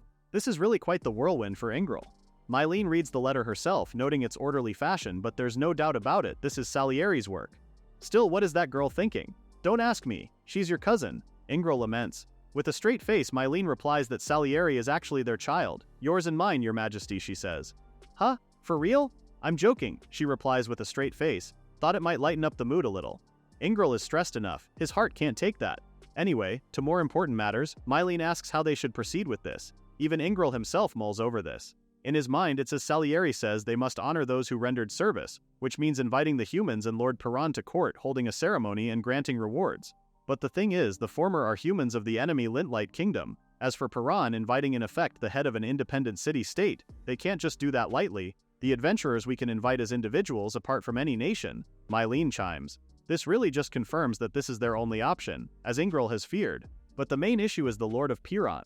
Their response will heavily depend on how the latter views future ties with the Mazal Kingdom. Ordinarily, Ingral and the others would plan carefully by council, but unfortunately Salieri already stepped in. Negotiation is beyond her, I presume. Ingral says. Sure, she's excellent as a firebreaker, but negotiation and such isn't her forte. One of Ingral's advisors, who we didn't even know was there, chimes in that if they send the wrong minister while humans are present, it could get messy. That leaves them with no choice. Mylene volunteers that she shall go herself.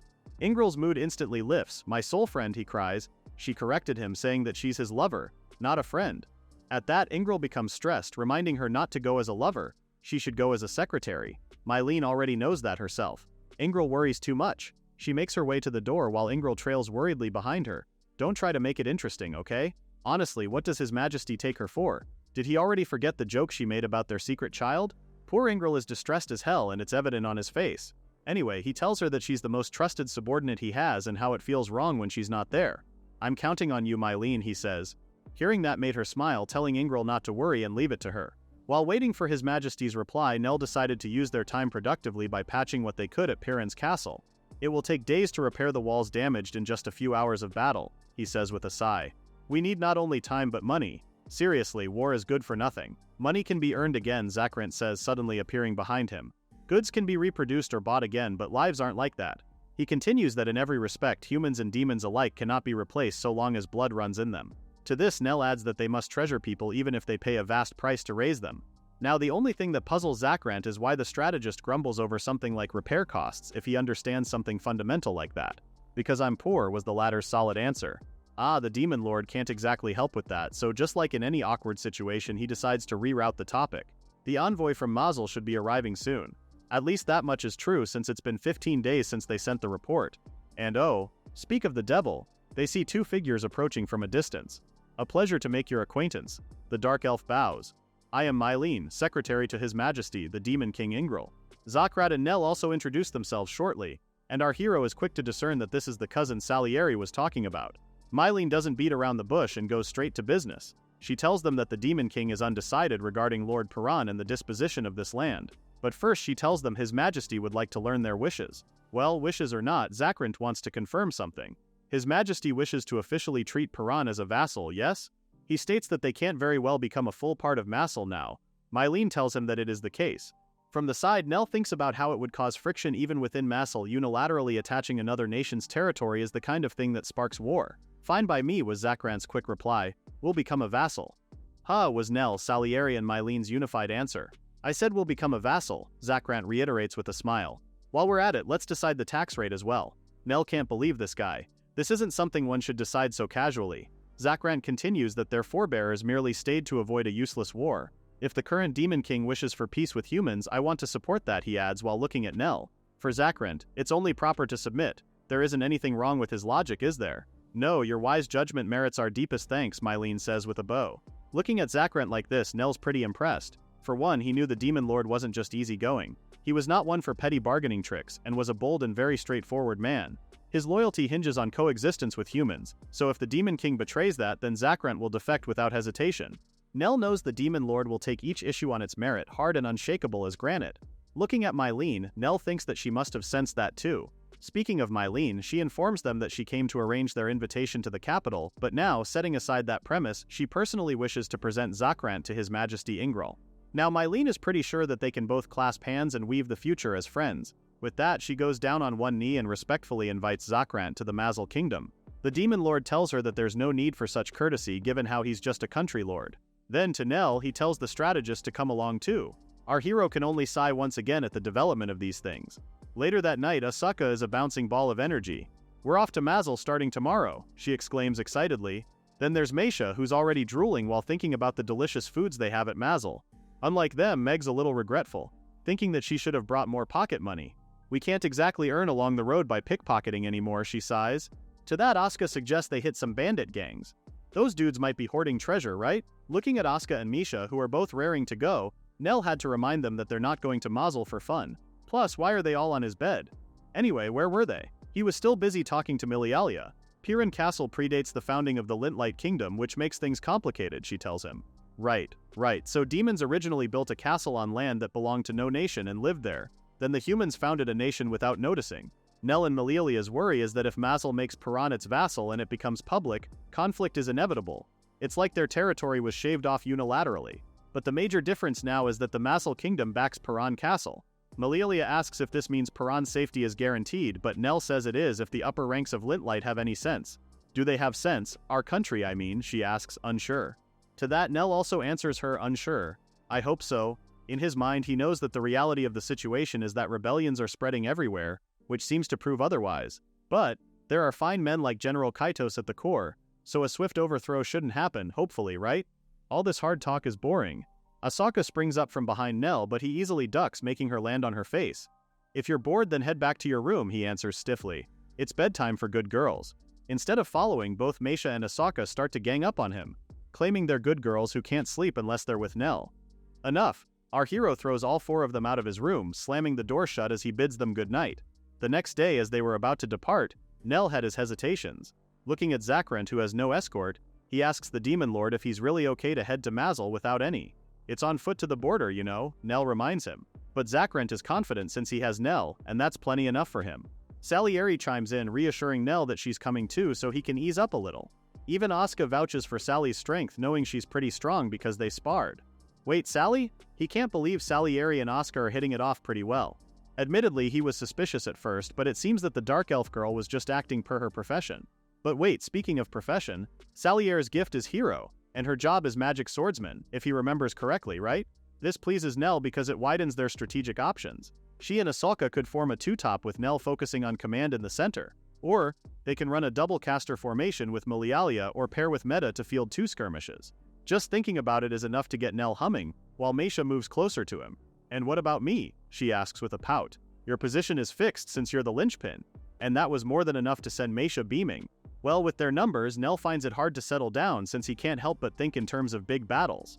Meanwhile, somewhere else in the kingdom, General Kaitos cuts down his enemy with no mercy. Don't let up the attack, those who betray the state, cut them all down, he commands. At his feet, he notices an adventurer who joined that recent mountain sweep. He finds it foolish that the lad decided to join the rebel army. No, perhaps the truly foolish one is our nation, he thinks, standing tall as he did so.